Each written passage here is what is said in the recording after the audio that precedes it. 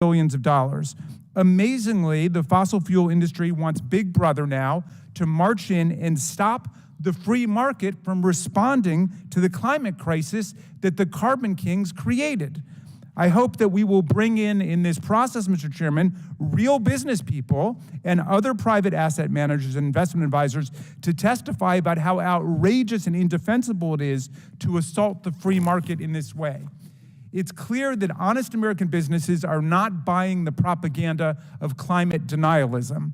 They have a duty of loyalty and care to their shareholders, and they're focused on the actual bottom line, and that always means, as we will hear from the minority witness today, facing reality, facing the real risks and costs that businesses encounter, not swallowing a bunch of mythology and lies. America's most successful investors and asset managers have voluntarily and freely embraced responsible investment principles as a fulfillment of their legal fiduciary duty to minimize risk, maximize returns, and prudently plan for long-term challenges like the ones associated with climate change. That is the freedom, and that's the decision that the fossil fuel industry and its supporters want to destroy. But responsible investing works, and we have the opportunity to explain it today.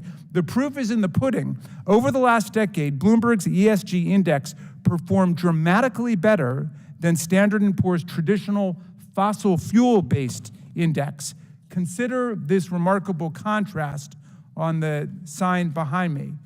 Now, the ESG index is obviously performing a lot better than the general stock index, but I would never say, Mr. Chairman, because of these stunning trend lines, which smart investors will certainly take note of, I would never say that the states or the federal government should force all investors or asset managers to steer all their investments into ESG stocks like wind or solar or conservation or whatever. I would never say that. If there are investors who want to continue to invest in just big gas and big coal and big oil, that is totally their prerogative and right to do so, and I would never interfere with that. But one can only regard with amazement the fact that the fossil fuel industry is using their massive wealth and power now to try to force investment funds, asset managers, unions, pension funds, and businesses to invest in the less successful carbon-dominated stocks. It makes sense to say in the free market that no one should be forced to do the demonstrably right thing with their money, but it is appalling to say that everyone should be forced to do the demonstrably wrong thing with their money. Let's let the free market operate. The new campaign against what Tocqueville called the enlightened self-interest of American business comes dressed as an attack on woke capitalism, the same epithet used by Governor DeSantis in his attack on the Disney Corporation, which has backfired so badly on him. Although every other word coming out of their mouths these days is woke, our friends have proven famously unable to define what they mean by woke. So I did a little research, and I want to help with the etymology of the word. Woke comes from the Indo-European root weg, which means to be strong, lively, alert. That root grew into woke, awake, wakefulness, but it also grew into the closely related word vigilance. And I think vigilance is probably the best definition of woke as you guys are using it. The whole point of being a fiduciary is to be vigilant, watchful, and alert to opportunities and risks. And that's what asset managers, corporate board members, and executives do with other people's money. The opposite of a vigilant, woke investment strategy is a negligent and inattentive investment strategy. Or to put it more simply, when it comes to climate change, if you don't have a woke capitalism, you're going to have a broke capitalism. Responsible investing principles, including ESGs, have been freely chosen by America's companies and employed by asset managers and pension fund managers for decades. Right-wing attacks on these principles, fueled by dark money, corporate special interests, and flawed legal arguments, threaten now the savings and retirement of Americans by forcing asset managers to ignore material risks and considerations and violate their fiduciary duties. And we're hearing this from all over America. After Kentucky passed a law in April of last year to divest state funds from financial companies that used ESG principles, the county employment retirement system responded that the requirement was, quote, inconsistent with its fiduciary responsibilities. An analysis by the Kansas Public Employees Retirement System of anti-ESG legislation proposed in the state found that it, quote, could cause more than $1 billion in losses due to the early sale of assets and could reduce returns by $3.6 billion over the next decade. In August of 2022, the Florida State Board of Administration divested its pension from BlackRock due to the asset manager's ESG commitments. And in May 2023, Governor DeSantis signed into law a bill prohibiting state and local government funds and pensions from considering any social, political, or ideological factors. Analysis by the Sunrise Project indicates that because of these incomprehensible actions, Florida stands to spend between $97 million and $361 million more on municipal bonds alone to satisfy this new anti-woke political correctness standard. These anti-ESG laws threaten American retirements, especially those of public workers like teachers and firefighters and librarians. At the end of the day, the only way for asset managers to meet their fiduciary duties is to allow them the freedom to invest, focusing on what will provide the greatest return for their beneficiaries that they have a fiduciary duty to. Even if you favor as a personal financial strategy exclusive investment in oil and coal, you should not be interfering with the rights of others to make other decisions, especially when their decisions have been yielding significantly higher returns. Thank you, Mr. Chairman. I yield back. Gentleman yields back. I'm pleased to welcome our three witnesses today who are all statewide elected officials. But first, I yield to the gentleman from Alabama, Mr. Palmer, to introduce his good friend and our very first witness. Thank you, Mr. Chairman. I'm very pleased to welcome Steve Marshall, Alabama's 48th Attorney General. Attorney General Marshall has done an excellent job as Alabama's AG. He is so well esteemed that virtually every district attorney in Alabama attended his inauguration. And it's been a privilege, a personal privilege, to have worked with Attorney General Marshall on some issues involving state and federal interest. I would like to also recognize a former colleague of mine, Catherine Robertson, who is the Deputy Attorney General of the state of Alabama, in attendance today. And Attorney General Marshall, welcome to the Oversight Committee, and we look forward to your testimony. I yield back. Gentleman yields back. Next, Attorney General Sean Reyes. All right, it takes me a minute. Thank you. Was appointed by the governor to serve the people of Utah as Attorney General in 2013. He was then elected in 2014 and has since been reelected twice. Our third witness is Treasurer Michael Freyricks. Mr. Freyricks first elected as the 74th Treasurer of the state of Illinois in 2015 and is now in his third term in office. I look forward to hearing from Attorneys General Reyes and Marshall, as well as Treasurer Freyricks, on their experiences with ESG investment strategies. Pursuant to Committee Rule 9G, the witnesses will please stand and raise their right hands. Do you solemnly swear or affirm that the testimony you are about to give is the truth, the whole truth, and nothing but the truth, so help you God? Let the record show that the witnesses all answered in the affirmative. Now we'll begin with opening statements, and we'll begin with General Marshall. Chairman Comer, Ranking Member Raskin, and members of the committee, thank you for the opportunity to be here today. My name is Steve Marshall, and it's my honor to serve as Attorney General for the state of Alabama. Alabama law, like the laws of many states, empowers me to represent the state's interests in court and to enforce the state's consumer protection laws. ESG poses unique challenges to Alabama's energy consumers, as well as many of our state's leading industries, like steel, iron, coal, agriculture, timber, and oil and gas. But it's bigger than just Alabama. ESG is a clear and present danger to consumers and to our democracy. An unelected cabal of global elites is using ESG to hijack our capitalist system, capture corporations, and threaten hard-earned dollars of American workers. Since President Trump's election, the global elites have formed at least 10 alliances dedicated to implementing radical ESG plans. These alliances threaten consumers by limiting output, raising prices, risking retirement funds, and creating anti-competitive conduct. They also undermine our system of government because unelected elites are making policy decisions outside of democratic processes. Groups like Climate Action 100 and Net Zero Banking Alliance require their members to coordinate on business activity to meet ESG standards not otherwise required by law. This private coordination is designed to accomplish what could not be done through normal democratic processes or the free market. ESG requires companies to forego otherwise profitable economic transactions to achieve woke social policy. These global alliances hurt consumers by breaching fiduciary duties. Those entities entrusted with Americans' money have a fiduciary duty to act in their investors' sole interest by maximizing returns.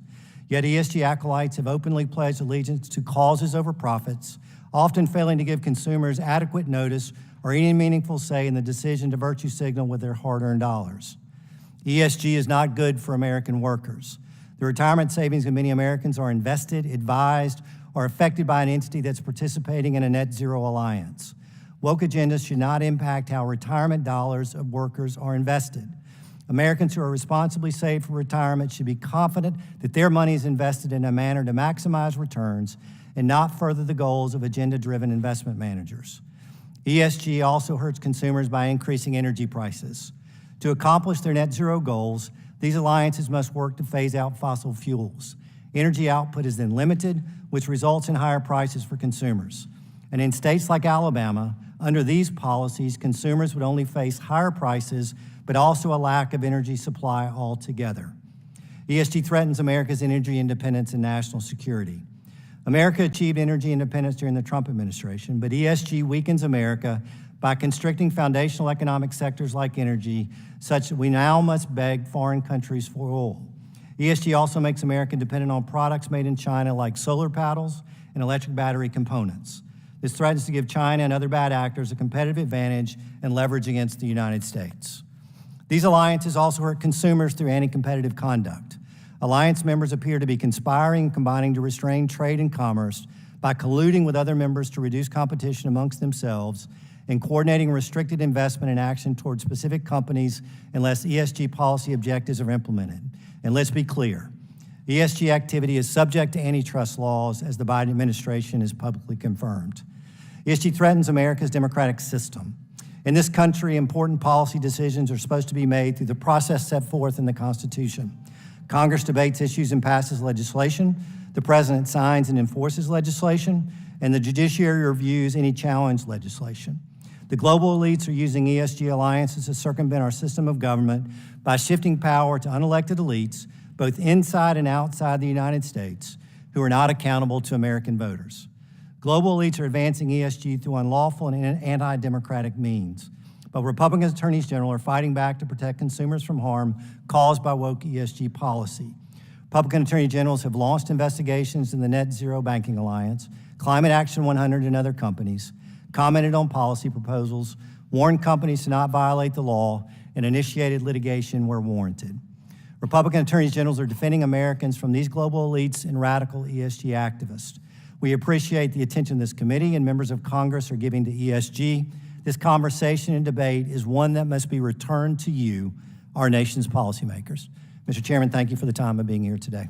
Thank you, General Reyes. Chairman Comer, Ranking Member Raskin, and members of the committee, thank you for inviting me to testify before you on this important issue of whether environmental, social, and governance, or ESG factors, are distorting our financial system and harming consumers and working-class Americans. ESG involves some of the biggest and most powerful players in the global economy, forcing costly operational changes on American companies in pursuit of the 2015 Paris Agreement goals. These goals have never been adopted as yet by Congress, but contemplate changes to our way of life that are far-reaching and fundamental. It would impact everything from how we grow our food and what we eat to how we power our homes and businesses. These changes involve balancing multiple trade-offs, including financial costs and benefits, how quickly or slowly the government imposes new technologies, and how reliable of a power grid we will have. My view is that we should trust consumers, promote American energy independence or even dominance, and avoid as much regulation as possible. But answering these difficult and critical policy questions is the role of the people's elected representatives in our Republican form of democracy. That would be each of you in Congress and state and local policymakers, not me or unelected bureaucrats, foreign governments, asset managers, proxy companies, or anyone else. But ever since the signing of the Paris Agreement, there's been an open conspiracy to bypass Congress using the power of horizontal agreements by key players in our financial system. Some of these groups are Climate Action 100, the Glasgow Alliance for Net Zero, which include the largest asset managers, banks, and insurance companies globally. These horizontal organizations seek to use their collective market power over tens of trillions in assets to force burdensome changes on American companies. Such changes drive up the cost of goods and they harm shareholders by reducing returns. In sum, ESG is an undemocratic tax on our economy and productivity. ESG also weakens Americans' national security and that of our allies for all the reasons that my colleague outlined. Many renewables require rare earth elements and other supply chain needs that are dominated by China. Thus, adopting these fundamental changes to our energy supply provides China even more leverage over our economy and security. The various problems with ESG present a multifaceted topic beyond the scope of any single hearing. But in addition to the more macro ESG concerns that General Marshall and I have raised, I present three very specific ESG concerns to you today. These are areas the committee can and should investigate further. The first is the role of asset manager agreements on utility companies and whether the Federal Energy Regulatory Commission, or FERC, is doing its job to ensure asset managers who collectively own significant percentages of utility stock are improperly influencing the operations of those utilities. The second is the role of proxy advisory firms in making recommendations for share voting that are based on the goals of pressure groups rather than shareholders' best interests. In one particular case, this includes a proposal for considering race in insurance underwriting, which violates applicable anti-discrimination laws and therefore should not even be on proxy statements. The third is the recent Department of Labor rule allowing ERISA fiduciaries to consider collateral factors in investments in shareholder voting. This is a severe weakening of the fiduciary rule, and I applaud you, the bipartisan action that you took in Congress to repeal this rule under the CRA. It's only because of the president's veto that this rule presently stands. And I'm proud to be leading a coalition of 26 states, along with private parties challenging this rule in court. In conclusion, I'm not here to debate the policy of E, S, or G. There is a time and place for that. And while it may not be today or in this committee, I am convinced it is in this larger body of Congress where such policy should be determined. So if I'm not here to dispute or defend policy, what is my purpose? I'm here to warn you about the process involved in effectuating ESG goals. No matter how much you may agree with the policy being pushed, if you deconstruct the process, it is a flawed and dangerous one and may also be illegal. The process threatens your prerogative as representatives of the people. It gives no consideration to checks and balances or separation of powers. It ignores the rule of law. It undermines our American system of lawmaking, however inefficient and vexing it may be at times. The process focuses all the power centers of the financial sector into one organized syndicate of pressure. Whenever such a concentrated array of power conspires together for a specific outcome, we must be wary. As state AGs, we will exercise our power to expose these entanglements and protect consumers. We hope you will use your power to do the same. Thank you. Thank you. Chair recognizes Treasurer Freyricks.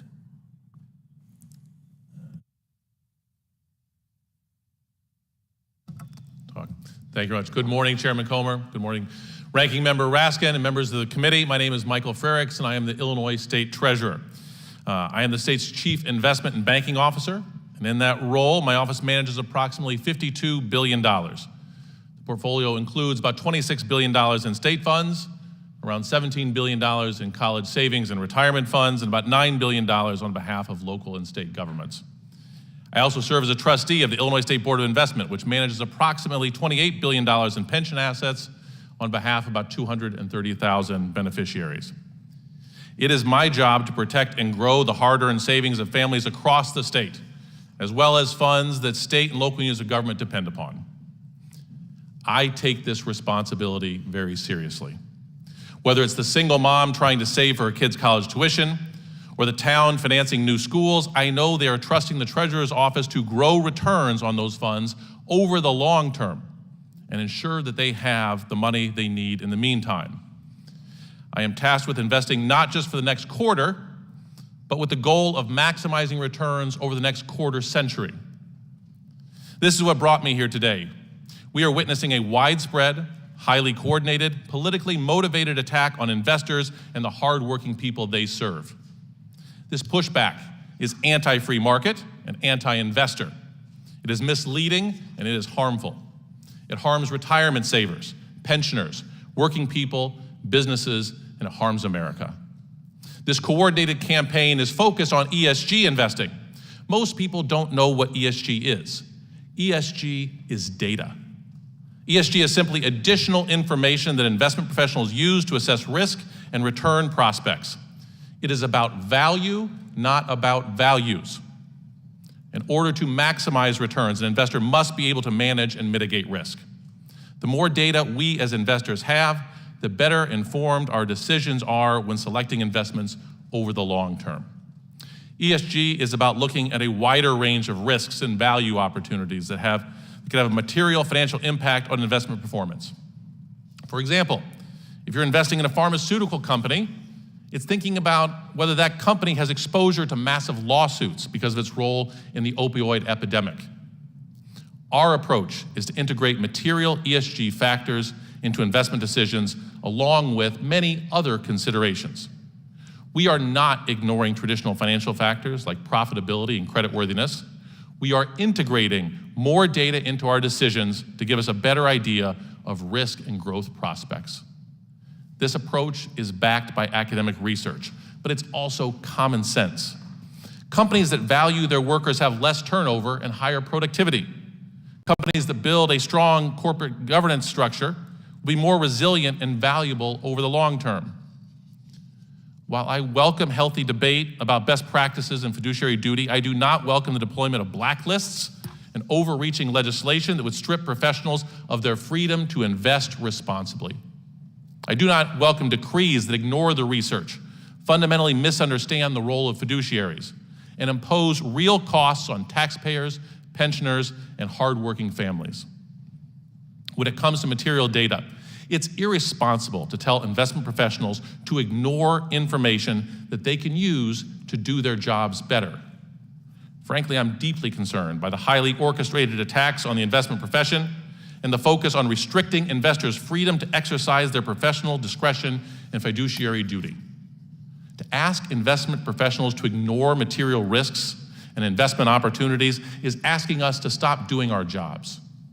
For example, should we ignore when healthcare companies understaff their operations and jeopardize the safety of patients?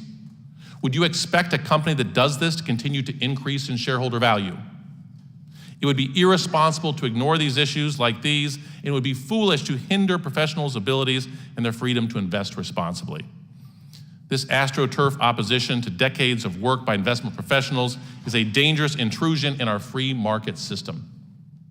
If unchecked, this war on investors will stifle economic growth, cost taxpayers and pensioners billions of dollars, as many studies have already found, and it will obstruct investors' ability to protect and grow people's hard-earned savings.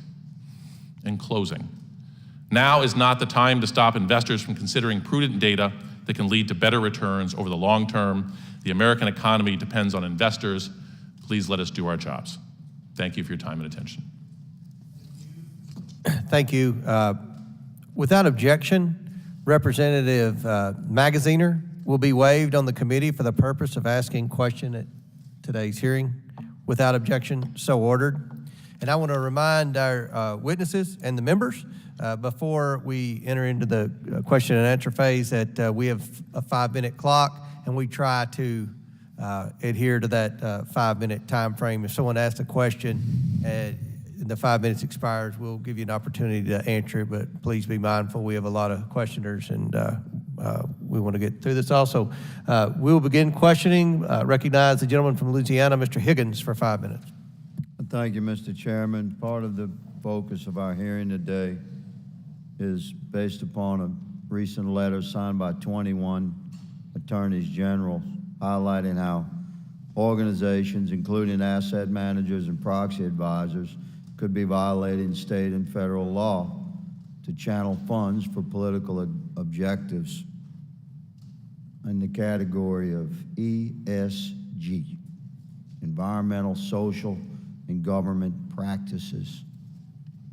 One of our witnesses exclaimed that we're asking him to stop doing his job. We're not asking you to stop doing your job, good sir. We just expect to review whether or not some of your colleagues are violating the law in the course of doing their job. From the second paragraph of that letter, which was signed, by the way, again, Mr. Chairman, by 21 attorney generals, the second signature on that letter, I'd like to submit for the record the opening statement of my own Attorney General, my colleague and friend, Attorney General Jeff Landry, former congressman here in this body, was not able to attend the hearing today, but I'd like to submit his statement for the record, Mr. Chairman.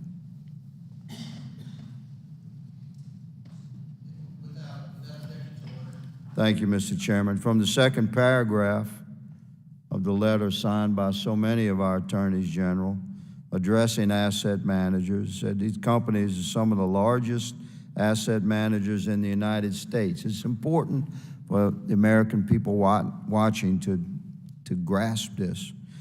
Collectively controlling trillions of dollars of investments. Many individuals and organizations count on these asset managers to provide sound investment products and advice. The top 3 asset managers alone cast about a quarter of the votes for the S&P 500 company shareholder meetings. They are therefore not only bound to follow the general laws discussed, but also have extensive responsibilities under both federal and state laws governing securities. Broadly, those laws require asset managers to act as a fiduciary and in the best interest of clients, exercising due care and loyalty. Simply put, asset managers are not the same as political or social activists and should not allow vast savings entrusted to be commandeered by activists like ESG activist organizations. So, Attorney General Reyes, I'd like to address the question to you, sir, regarding, to clarify for America, what legal requirements must asset managers who act as fiduciaries adhere to when investing on behalf of a client? And how do these requirements impact investment decision makings? And I'm going to ask you to address not only the letter of the law, but the spirit of the law that we're inquiring about today. Thank you for the question, Congressman. I'll try to be brief, and it's very simple. Their duty is a fiduciary duty. Under laws like ERISA, it is the highest of all duties that one can owe to another in a fiduciary relationship. And that fiduciary duty requires them investing assets on behalf of others to maximize shareholder value, to maximize return back to the shareholder. It's as simple as that. That has been the rule, the prime directive, if you will, for generations. And it served our market and it served our nation well. How would you assess, for the committee and for Americans viewing this hearing, how would you assess, Attorney General Reyes, the performance of ESG investment versus traditional investment? I believe there are a number of studies that show that ESG funds have globally underperformed. So my data contradicts the data that we saw earlier from the ranking member. If I recall, and there are multiple studies, but I'll point to one, over the past 5 years, global ESG funds have underperformed the broader markets by more than 250 basis points per year, an average 6.3% return compared with an 8.9% return. So in other words, an investor who put $10,000 into an average global ESG fund in 2017 would have about $13,500 today, compared with $15,250 investment in the broader market. So that's one example from one study or some market research that demonstrates that ESG is not necessarily a good bet, and that asset managers should, again, be investing in the best interests of their beneficiaries or the shareholders, not for a prescribed outcome that's dictated by these horizontal agreements and pushed and pressured by organizations like NZAM and Climate Action 100. I thank General Reyes for his clarification there. Mr. Chairman, I yield. Gentleman yields back. Chair recognizes the ranking member. Thank you, Mr. Chairman. Mr. Freyricks, you said that ESG is data. And some people call it ESG, some people call it responsible investing, some people just call it exercise of fiduciary obligations. But in any event, you're saying what's under attack is data. How could more data hurt? More data cannot hurt. More data is what we need as investors to make good decisions. I liken this to these attacks to states that would prescribe asset managers or proxy advisors providing this data for us is to making us pick a fantasy football team without knowing the players' weights, their injury status, their track record. You can't make good decisions without useful, pertinent information. And that's what ESG is. Go into a time machine for a second, if you could. How does your job differ from someone who was the treasurer of Illinois 50 years ago? I mean, back in those days, it seemed like it'd be simple if you were trying to do the valuation for an auto company. How many autos are pumped out every year and number of man hours that go into and so on. How is the valuation of companies different today in 2023 than it was 50 years ago? The nature of value in the S&P 500 has changed dramatically over the last 50 years. If you look back in the early 1970s, it was probably somewhere between 75 to 80% of the total value of the S&P 500 was intangible assets. Things like cars, things like paper, things like pencils. And you could do an analysis, financial analysis, how many acres of forest you have under contract, and you could see how many cars and pencils you could produce, and you could reach a value. Today, the S&P 500 has about 80% of the value in things like brands, intellectual property. And those things are subject to different risks than those companies 50 years ago. We are just trying to guard against those risks. A company like Google is not worth how much it is today because of the number of petaflops of data they have. It's based on their reputation. Apple is not worth $1 trillion because of the number of iPhones they sell, but because of their reputation. And those are susceptible to social and governance risks. Well, you know, some of the disagreement here is about facts, and I appreciate what Attorney General Reyes just said. He made the claim that the ESG informed investments do more poorly than the Standard & Poor's General. Our data is completely different from that, showing that it's been overperforming. I'd like your comments on that, but then I'd like you to comment on this. Let's say Utah sees it differently than Illinois. Is there any problem with you pursuing the investment strategy you want and Utah pursuing the investment strategy they want?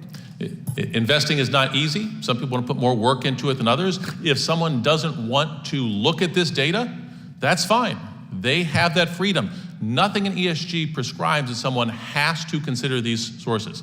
I would say they would be not fulfilling their fiduciary duty if they didn't, but they had that right to. And I would cite other studies like a New York study, Stern School of Business, a recent meta-study, which is a statistical analysis that combines the results of multiple academic studies. Looked at 245 individual studies on ESG and financial performance. The study found a positive relationship between ESG and financial performance for 58% of those studies.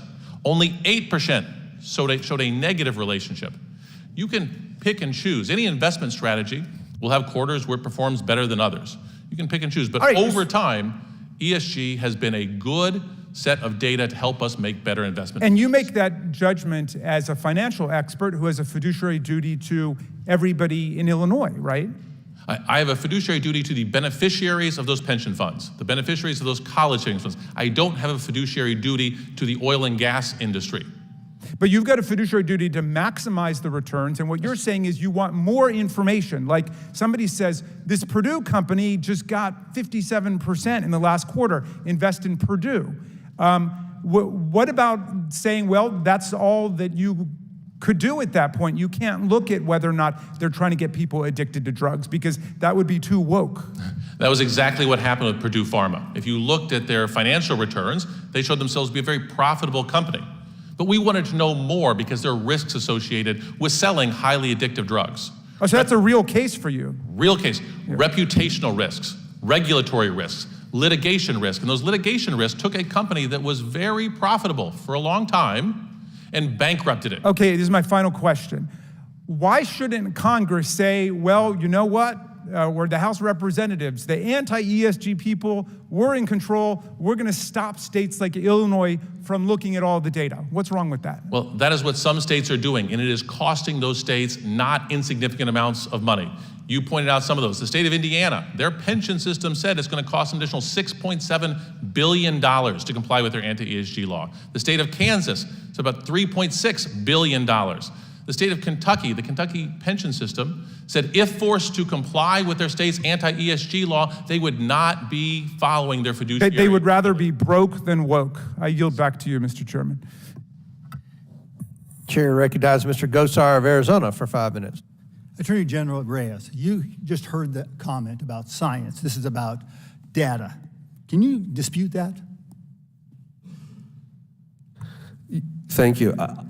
A couple of things I want to comment on. I think my colleague mentioned that more data is all good, right? And that more data cannot hurt. I disagree with that because I think there can be bad data if it distracts or in some cases even distorts the import and the focus of what fiduciaries should be solely laser focused on.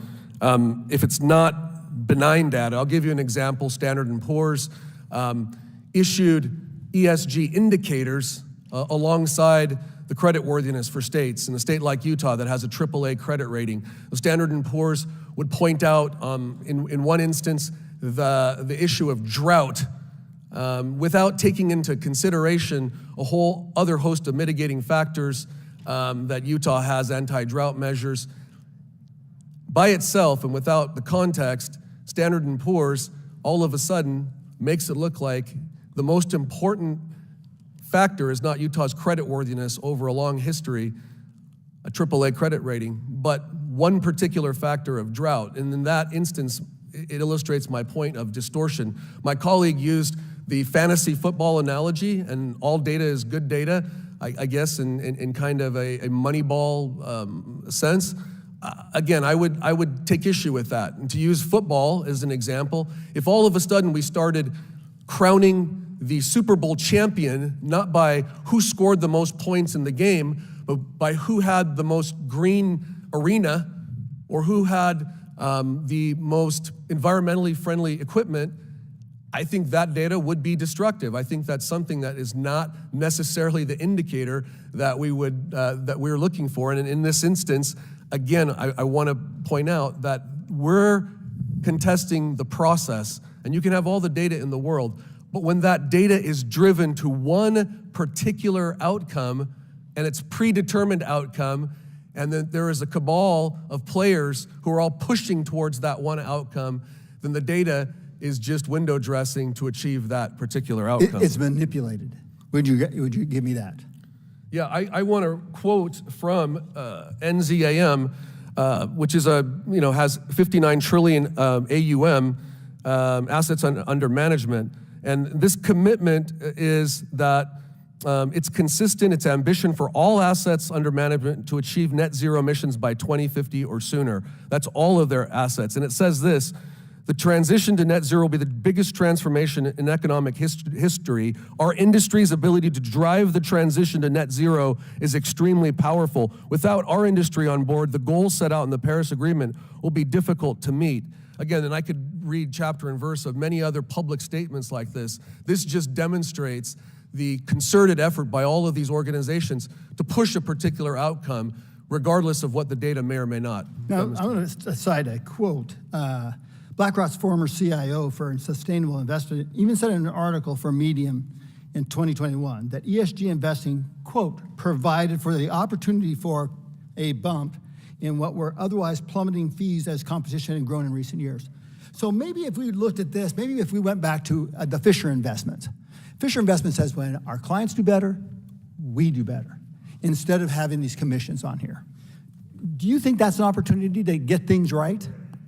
I definitely think that's an opportunity, Congressman, and let me also mention something that was said. Just because it's not mandated, I think that was a reference, this data, you're not forced to look at it. Just because it's not mandated does not make it any more legal. If it's allowed, again, it's data that distracts from a fiduciary's sole responsibility to maximize shareholder value. I got one more thing. You brought up FERC in regards to energy. So are you aware that we were dangerously close to having a nationwide blackout earlier this year? And what did that play in that investment portfolio in regards to where we get our energy, intermittent versus baseload energy? That's what several FERC commissioners testified to just last week in a Senate hearing, Congressman, that efforts to transition to cleaner energy is happening so fast, too fast, that it would have catastrophic effects on reliability and security of our electric grid. We're actually outpushing our science.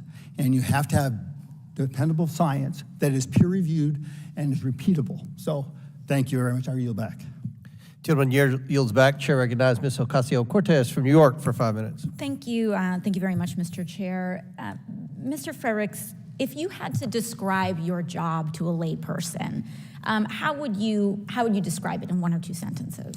I'm the Chief Investment Officer. My job is to maximize returns for the state of Illinois and our beneficiaries. And your beneficiaries are the citizens and folks who reside in the state of Illinois, correct? To the citizens of the state, they're the participants in college savings plans and retirement savings plans and retiree pensioners. So everyday people saving for college, saving for retirement, and who really just want to make sure they can put their dollar in a long-term investment that is stable, correct? Most of these people put their money in and they expect not to look at the next quarter, but we look at the next quarter century.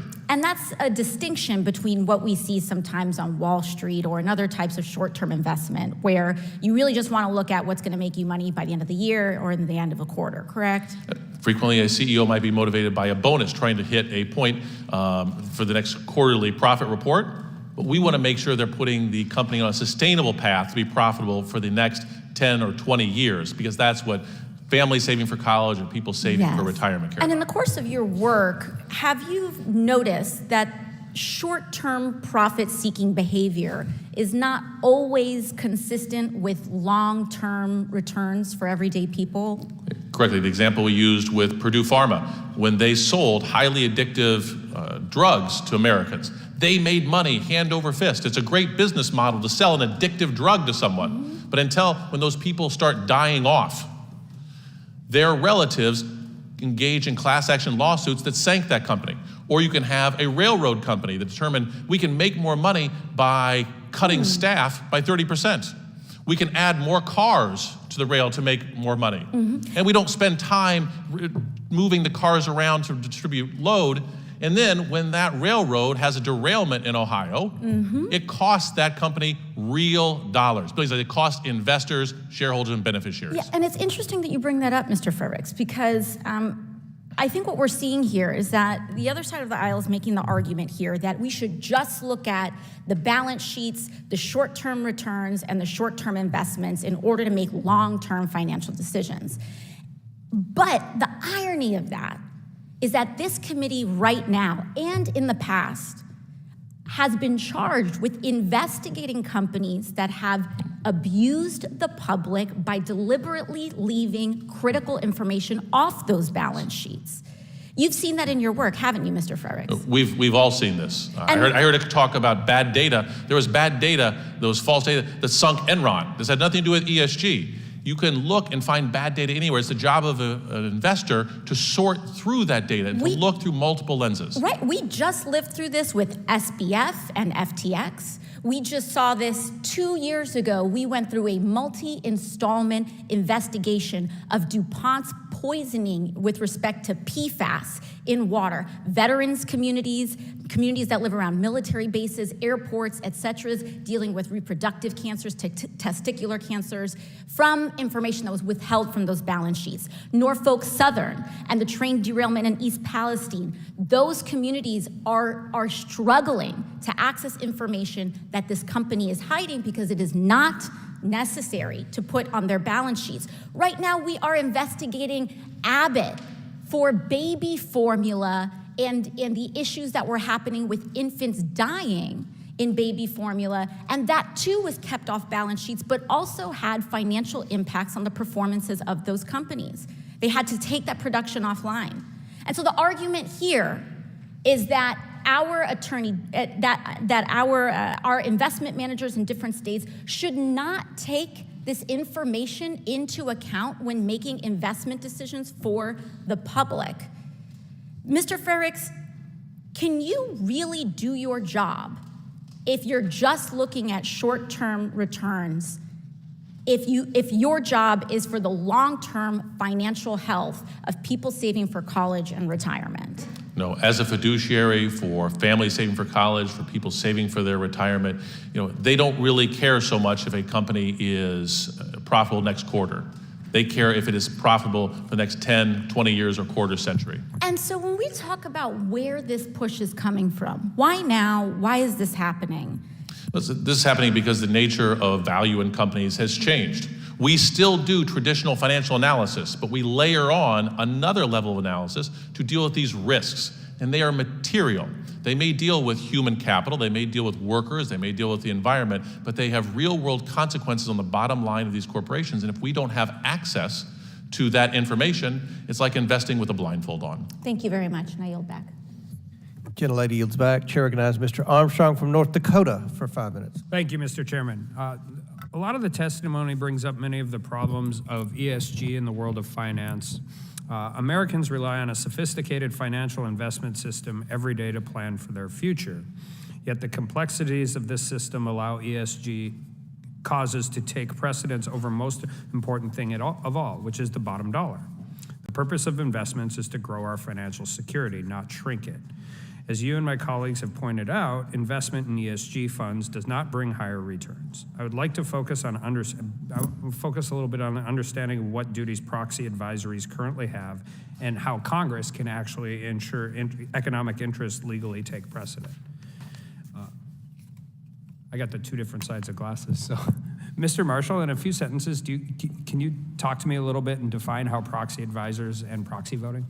Well, you've seen my colleagues reach out to the two proxy advisor firms to be very critical of the nature of how they do business. Really, what I think much of the fundamental discussion that we're having today is what is a fiduciary? And what is that fiduciary responsibility to those hard-earned Americans who have given their money to be invested? One of the things that is clear is that proxy advisors are acting outside of the directive of those particular investors, but instead are making their own independent value judgments about how they vote with regard to certain shareholder initiatives. Clearly, they are connected through various alliances to not only deal with global energy policy, but also a set of preferred societal values. And when we see various shareholder initiatives around issues that don't relate to the bottom line, don't relate to the return for those particular investors, but instead purport to be a political agenda, then they're acting outside of the scope of their responsibility and breaching their fiduciary duties. Mr. Reyes, what is robo-voting? How does it magnify the power of proxy advisor recommendations? And should Congress consider restricting its use? Robo-voting, automatic voting has given even more power to the proxy advisor duopoly that is ISS and Glass Lewis. That is part of what we would ask you, Congressman, to look at with regard to proxy voting. The market for proxy advisory firms, as I mentioned and General Martian mentioned, is dominated by two players, Institutional Shareholder Services, ISS, and Glass Lewis, and their combined market share is approximately 97%. So you're looking at predominant market players who influence many of the institutional advisors and asset managers for whom they provide supposedly objective advice for. A study has shown, though, that a significant number of institutional investors simply follow the voting advice of proxy voters. This is like automatic, straight ticket voting. It's common sense that proxy advisory firms should focus on providing objective advice related to maximizing value of shares in the companies that are the subject of shareholder proposals and board of director elections. Unfortunately, for these two particular advisors, they again have very public purposeful statements about what their end goals and objectives are, including retiring coal plants, including transitioning away from fossil fuels and getting to net zero Paris 2015 goals. It's difficult to see and to imagine that they can be entirely neutral and provide objective opinions for those for whom they're serving when they have such strongly stated goals and when they start every shareholder vote. I think one estimate was they have 38% or so of the votes already locked in, and so it's very difficult to overcome their predisposed decision-making process. So those are all issues that we would like for you to take up in a further hearing with regard to proxy voting. And Mr. Marshall, if proxy voters are not acting in the best interests of their shareholders, what current mechanisms are in place to hold them accountable, and what should be accountable to? One of the things that exists for AGs is under our consumer protection laws, Deceptive Trade Practices Act. I think one of the things that you've seen already is Republican attorneys general have been active on the investigative side using both our consumer protection laws as well as the antitrust laws. Multiple investigations are now pending, and we have the opportunity to be able to report back on those investigations. But as well, I think General Reyes has outlined for this committee various ways that this body can act to be able to rein in what we believe is an unlawful practice. Well, as somebody who served in state government and the federal government, I appreciate the fact that sometimes you can move more quickly than we can. With that, I yield back. Chair recognizes Ms. Bush from Missouri for 5 minutes. Thank you, Mr. Chairman. St. Louis and I are here today for a timely and important hearing to defend the planet itself. The acronym ESG has been used so much today already that I'd like to remind everyone what it stands for: environmental, social, and corporate governance. The relationship between the activities of giant corporations like Microsoft, Apple, and eBay have an immeasurable impact on our society and on our environment. By now, we all know that the health of our planet is fleeting. All you have to do is step outside, feel the seasons getting shorter and the temperatures getting higher. You just have to turn on the news to see the latest natural disaster devastating communities. You just have to listen to the scientists and climate experts who are telling us point blank that it is now or never. Act today or wish you had yesterday.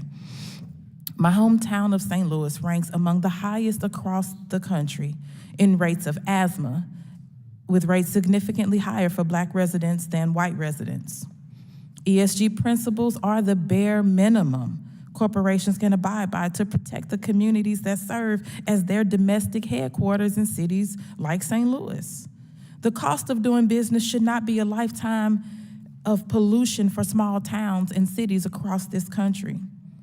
Mr. Freyricks, do Republican attacks on responsible investing practices actually increase the waste and mismanagement of taxpayer dollars? Yes or no?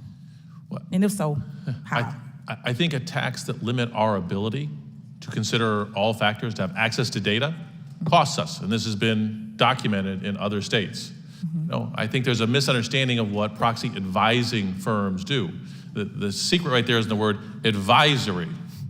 They don't make these votes, the fiduciaries make these votes. And if a fiduciary decides to just turn it all over to someone else, that's their choice, but a good fiduciary will rely to their advice and other sources of information. You know, we're part of several coalitions we get information from. The example I like to use is we're trying to get a good, clear picture of these corporations and their profitability over the long term. Now, you notice I wear glasses. I didn't always wear glasses, but the nature of my eyes changed over the last 30 years, and I had to take steps to see better. And when I went to go see an optometrist, they gave me a choice of 2 different lenses and said, which helps you see better? ESGs are different lenses to see. I say, okay, well, first lens helped me see better. They'll show me 2 different ones, and eventually, after looking and through several different lenses, we'll get a much clearer picture. That's what ESG data does. It helps us to have a better picture about the long-term profitability of these companies. Thank you for that. I asked unanimous consent to submit into the record a study by Wharton Business School professor Daniel Garrett and the Federal Reserve economist Ivan Ivanov on the cost of the 2021 Texas law to limit responsible investing. Without objection to order. Thank you. Mr. Freyricks, could you briefly summarize the findings of this analysis for us? Yeah, back in 2021, the state of Texas passed legislation limiting the number of firms they could use for debt issuance. And because they limited some of the largest debt issuers, there was less competition. I find this difficult that I'm the one defending the free market and the ability to have competition and access to data and for shareholders to have rights. Because I think I heard earlier someone mention that asset owners who own utility stocks are telling them what to do, as if that's a bad thing. They are owners of these companies. What they found is by limiting competition, it was costing the taxpayers of the state of Texas an additional $300 to $500 million a year. Thank you for lending your expertise. Strong labor unions like SEIU and AFL-CIO have fought long and hard to ensure large corporations and bad actors are being held responsible for harming workers. Workers should be able to determine if their state pension funds are being invested responsibly, and ESG principles are an important first step.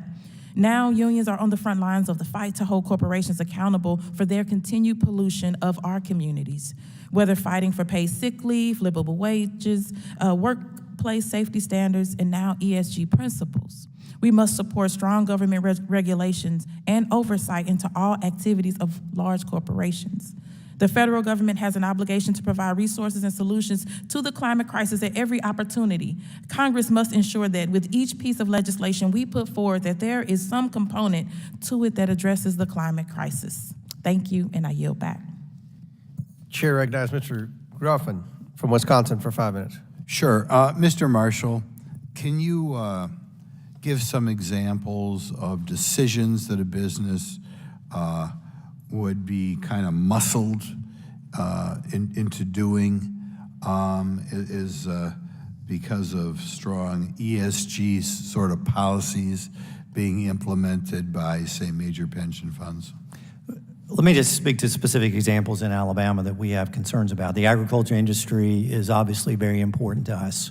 One of the things being targeted, for example, is the farmers' use of certain types of fertilizer, how it is that they use their land itself, and the products they use to be able to produce what food goes on to the tables of families across our country. So imagine that a farmer is dealing with a member of the Net Zero Insurance Alliance who comes to that farmer and says, as part of our underwriting, we think that you need to be able to change the fertilizer that you're using. We need to be able to change your land management, or else we're not going to insure you, or we're going to make it cost prohibitive. Could you see a situation in which, say, a bank is kind of muscled into giving out more loans to people who haven't saved money, for example? Carson, I think we could not only see that, but we could also see the opposite, right? That we know that the Net Zero Banking Alliance group boycotts certain industries as well as limits funding of certain projects, so that not only could we see a bank coerced to lend in ways they wouldn't previously, but also see the exact opposite, and that is to keep capital from other industries that are suddenly disfavored. Okay, and that could be both individuals who perhaps have saved a lot of money. Maybe we don't want to give them as loans as much. We know recently we've had situations on a nationwide level in which we try to penalize people who have down payments for things. Will this perhaps affect who people hire? Like right now, there's certain disfavored groups in our society. People don't like men. People don't like people European background, that sort of thing. Could this be something where you're encouraging businesses not to hire or promote people or have on their board of directors people from unfavored groups, by people who view people as a group and not as an individual? And also the concern about hostile workplace environments. So there's a great push by ESG proponents to have corporations take policy decisions about societal issues that are occurring today. And to the extent that you're an employee of a certain company that believe very differently than the public position that that corporation has taken as a result of being bullied by ESG proponents, then that concern would be whether or not that employee faces potential Could you harm. give me an example? Sure. Let's assume that a company's taken a position on the issue of abortion and said that they believe that abortion should be lawful, and yet there's fundamentally employees at that company that believe the exact opposite. Number one, they're going to be stigmatized if in fact they express their particular views, but also the concern is whether or not they're going to be denied opportunities for employment and advancement. So, and we'll just share the wealth here, Mr. Reyes. Would that result in people being discriminated against, say, for a place on a board of directors based on political viewpoint? Yes, and that's been stated by these organizations. They're not shy about it. They're very forthright, and they said that we will oppose and we will not support directors with certain social or environmental backgrounds. Wow. What type of potential directors would be hated by this group? Again, any number of them who don't support, for example, on the social side, racial discrimination audits. And I'll give you an example. There was a traveler's insurance case where a group of activist shareholders, I think it was Trillium Group, forced a shareholder vote on an audit that they demanded, which was a racial profiling audit that would require Travelers Insurance Company to potentially violate state laws in numerous states if the resolution passed. So these are the type of people who judge people by where their great-great-grandparents came from, and they... Yes, the irony of that is that what they were supporting actually violated anti-discrimination laws. So, wow. And as the result, companies may have to or will feel pressured to hire people based on these, I call it ancestral criteria. Is that right? I think that's a fair assumption, Congressman. Okay, thank you very much. Chair recognizes Ms. Stansberry from New Mexico for 5 minutes. Thank you, Mr. Chairman. As a social scientist who's worked on climate and sustainability issues for many years, in fact, all of my career, I actually welcome the discussion today on sustainable investing. As we know, it's crucial to the future of our planet and also our economy. But obviously, that's not what this hearing is actually about. I've watched and listened today and seen as this hearing has devolved into yet another crusade in the political culture wars. But I am disappointed, Mr. Chairman, to see the use of this committee's precious time to air yet another dark money-funded, conspiracy-laden attack on American freedom. But I'm surprised to see that in this case, it's an attack on the market itself. It's amazing to me to see the kinds of attacks we've seen on American freedom by the majority. Attacks on our bodies, banning books, and now we're talking about banning the way that businesses are able to invest their own capital in public bodies. But what's especially amazing about this is how radically out of touch it is with the American public. And in fact, what's particularly insane about these bans on ESG is how out of touch they are with voters themselves, including Republican voters. And Mr. Marshall, I know you've been at the forefront of this effort, but I want to ask you, are you aware that the majority of Americans and Republican voters are actually opposed to ESG restrictions? I can tell you that I've had multiple comments from individuals throughout my state, the 5 million almost Alabamians that I represent. Thank you, Mr. Marshall. I'm going to direct your attention to this chart behind me. A recent poll that was released in Politico shows that the vast majority of Americans are actually opposed to restrictions on ESG. In fact, 63% of American voters overall, and over 70% of Republican voters. 70% of Republican voters are actually opposed to restrictions on ESG. But it's not just the public, it's American businesses as well. Corporations, investment firms. Mr. Marshall, are you aware that the vast majority of American businesses are also opposed to these restrictions? Congressman, would you like me to be able to answer the first question that you asked me? Mr. Marshall, are you aware that the vast majority of American businesses are also opposed to these restrictions? I'm going to answer the first question that you cut me off on, which is Thank that you, as I've Mr. gone Marshall, around. in fact, Mr. Marshall, media outlets such as Fortune, Forbes, The Washington Post have recently published articles warning American investors about these attacks on ESG and explaining why they are bad for business. Now let's talk about why they're opposed. Because profitability fundamentally depends on risk management. And Mr. Freyricks, you know this because you're an asset manager. And corporate America understands the real and significant risks posed by global climate change and the other social and environmental factors that are presented as part of ESG factors and data as they're presented in investing. So my question is, why on earth is the GOP waging a war on ESG, especially when it's so completely unpopular with American corporations, the market, investors, American voters? In fact, 19 states have actually moved under extreme governors and state officials to try to ban ESG investing. We're talking about legislation, executive orders, and the very lawsuit that we're here discussing today. So my question is, why is this happening? And I think, Mr. Freyricks, as you've indicated, I think in your testimony, we have to follow the money. And the reality is that this is a well-coordinated and political attack. Is that not true, Mr. Freyricks? It would seem that the fossil fuel industry is leading a charge here. We had talks about how banks are muscling companies. We have seen that. We have seen banks being muscled. Legislation in Texas is muscling banks to invest in the fossil fuel industry. Banks like to be diversified, and if they decided that they wanted to invest in renewable resources, like biofuels from Iowa, or wind turbine blades from Ohio, or solar panels being installed in Arizona, they would be punished for that. That's the real shame here. Right, so ESG has become another boogeyman in the culture wars. This is not about fiscal responsibility. You know, it's evident we're sitting here in the very week that we're debating a potential default on the American debt ceiling. And yet the GOP is claiming that this is about fiscal responsibility and fiduciary responsibility to shareholders and the public. That is not what this is about.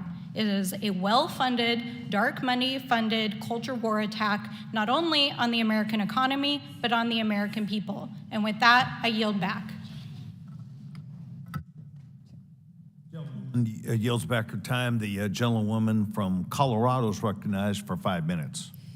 Thank you, Mr. Chairman, and thank you to our panelists for being here today. As we have heard today, there are numerous concerns related to so-called environmental, social, and governance policies being indoctrinated into accounts by woke asset managers. Today's hearing will help us better understand what Congress can do to ensure that activist stakeholders will not encourage woke corporate activism, as we have seen recently with Anheuser-Busch, Disney, and even Nike. Because as we all know around here, when you go woke, you go broke. So Attorney General Reyes, for background, could you elaborate on how asset managers can violate their duties by signing ESG pledges? Sure, there are a number of ways. There are federal laws that could be implicated. There are state laws, including state consumer protection laws, state securities laws. There are common law contractual agreements that fiduciaries can violate. All of those different laws come into play. And one of the reasons why we've filed a lawsuit against the current administration's Department of Labor rule, weakening the fiduciary role and the duty and the responsibility of fiduciaries, is because we think it, among other things, violates major questions, doctrines, violates the APA, the Administrative Procedures Act. So all of those different ways are legal reasons why we're concerned, Congresswoman. When you hold yourselves out as being objective and you represent to your customers and your shareholders that you are being objective, then you must live up to that and not have a predisposed, predetermined end goal in mind. And I'll make one comment. My colleague and my friend, the good treasurer, mentioned proxy advisors don't vote the shares. He's right.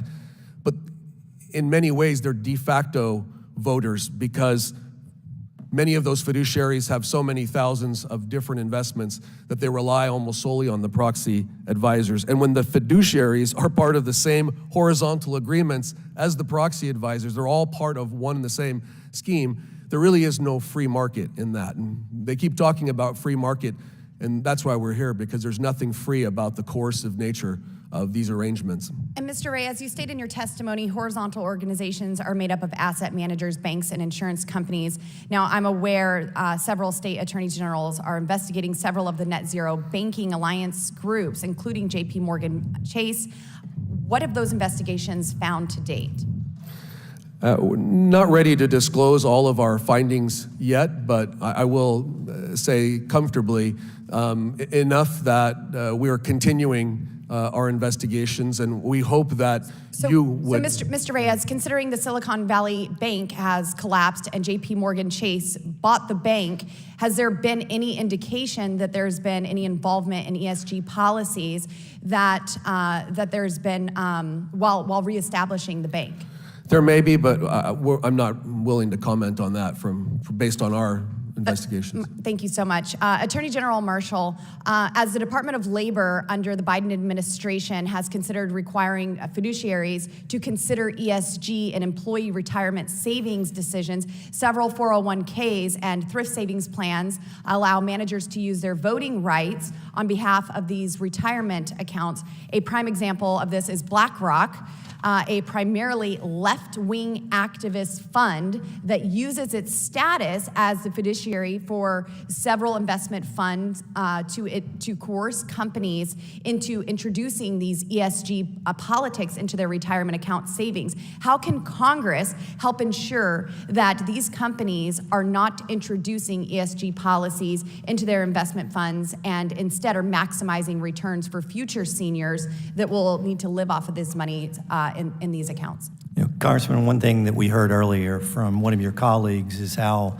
partisan this issue is. This body has demonstrated through the Senate by attempting to overturn the new safe harbor rule under ERISA in saying that it was an improper way to consider the investments for 152 million Americans in their retirement accounts. This body can clarify clearly under ERISA the role of a fiduciary, what that means for the investment return of the individuals who have invested their accounts, and make it clear that objective criteria, not subjective ESG criteria, are used for making those decisions. Thank you very much for that suggested solution. And Mr. Chairman, I yield. Gentlewoman yields back her time. The gentlewoman from Ohio is recognized for 5 minutes. Thank you, Chair and Ranking Member, and our witnesses. I continue to be surprised by the position of my friends on the other side. Aren't the values of free market a fundamental view of their party? Environmental, social, and governance investing is one critical tool that businesses use to make financially smart investments. This type of investing emphasizes corporate models that are both financially smart and socially good, which is truly a win-win.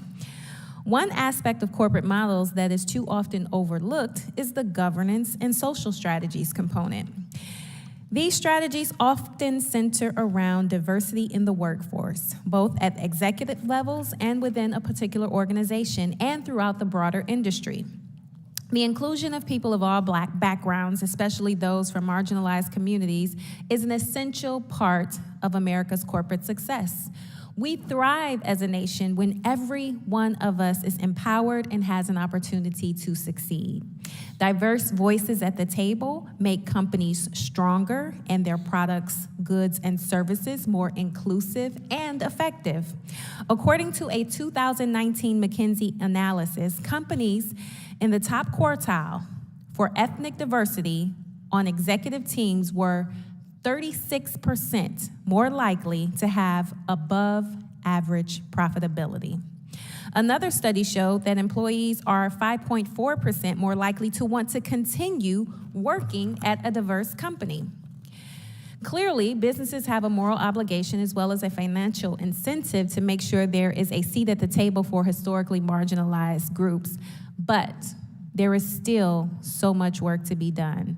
So Secretary Marshall or Secretary Reyes, do you know what percent of the 5,403 board members of Fortune 500 companies are women of color?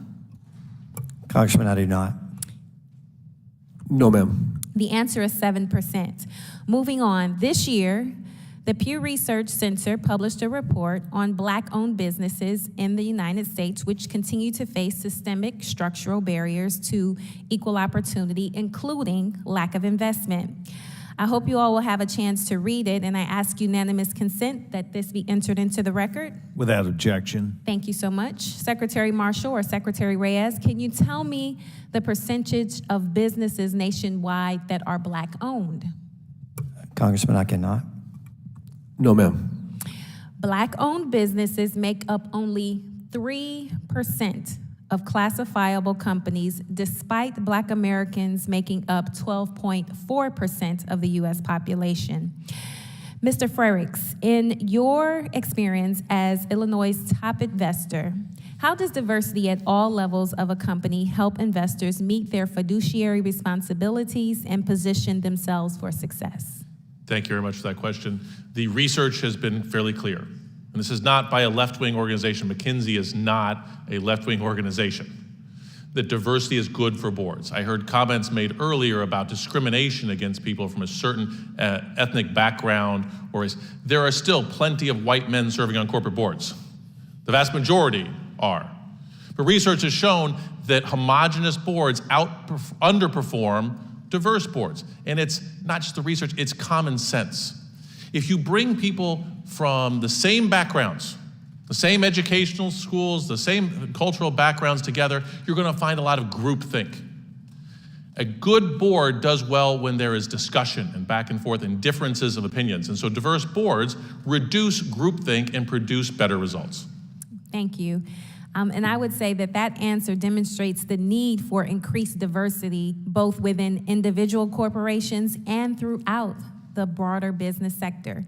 Yet, unfortunately, punishing companies for these private corporate choices has become an element of the Republican platform from DC to Disney. While historically marginalized communities continue to face unique economic barriers, Republicans oppose corporate freedom to implement strategies for social investment, which even benefits the bottom line.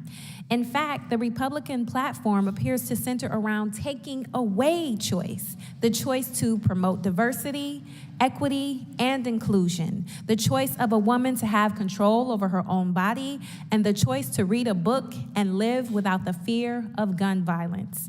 I urge my friends on the other side of the aisle to reconsider these misguided priorities. And with that, Mr. Chairman, I yield back. Gentlewoman yields back her time. The distinguished gentleman from South Carolina is recognized for 5 minutes. Thank you, Mr. Chairman. Thank you for having this hearing today. Thank you to our witnesses for your time. Under federal and state law, asset managers owe fiduciary duties to their clients. What does that mean? Well, it essentially means that they put their clients' interests first. This is a concept that is old as time. It's become increasingly clear, however, that asset managers may have violated that fiduciary duty, based on your findings, to their clients through signing radical ESG pledges. Attorney General Reyes and Attorney General Marshall, you and several other attorneys general, including Alan Wilson from South Carolina, penned a letter to 53 asset managers. In this letter, you said that state and federal laws require these asset managers to act as a fiduciary in the best interests of their clients and exercising due care and loyalty. So today I want to take a quick look at the history of fiduciary. Starting with the basics, the Bible quote says that no one can serve two masters. The Romans defined a fiduciary as a person holding the character of a trustee or character analogous of a trustee in respect to the trust and confidence involved in it and the scrupulous good faith and candor which it requires. The case of Keats versus Sanford, a 1727 English trust law, holds that a trustee owes a strict duty of loyalty and care so that there can never be any possibility of a conflict of interest under ERISA. A person who provides investment advice has that same fiduciary obligation to provide the advice in the sole interest of the plan participants. It's clear that the history of fiduciary is not a new concept. So why are these asset managers now struggling with that duty? When someone invests their money, they have the intention that this money will grow and that they will get a return on that investment. However, these asset managers are throwing money in support of ESG initiatives that are contrary to those who have those holdings. Attorney General Reyes and Attorney General Marshall, will asset managers be forced to choose between their legal duties to achieve financial returns and ESG policy goals, and can you outline that? I think clearly there is a conflict. And one of the things that I would identify previously is the role of pension funds in states. And we've had two of our attorneys general, both in the states of Kentucky and Louisiana, in examining the question of fiduciary duty, have concluded the consideration of ESG factors would in fact violate state law. The laws in Kentucky and Louisiana are very similar to the laws throughout our country, very similar to the way that this body has defined fiduciary under ERISA, and has identified that as the sole interest duty of loyalty. Very specifically, the Michigan Supreme Court many years ago said that a business corporation is organized and carried out primarily for the profit of stockholders. The role of asset managers is to maximize the return on that investment.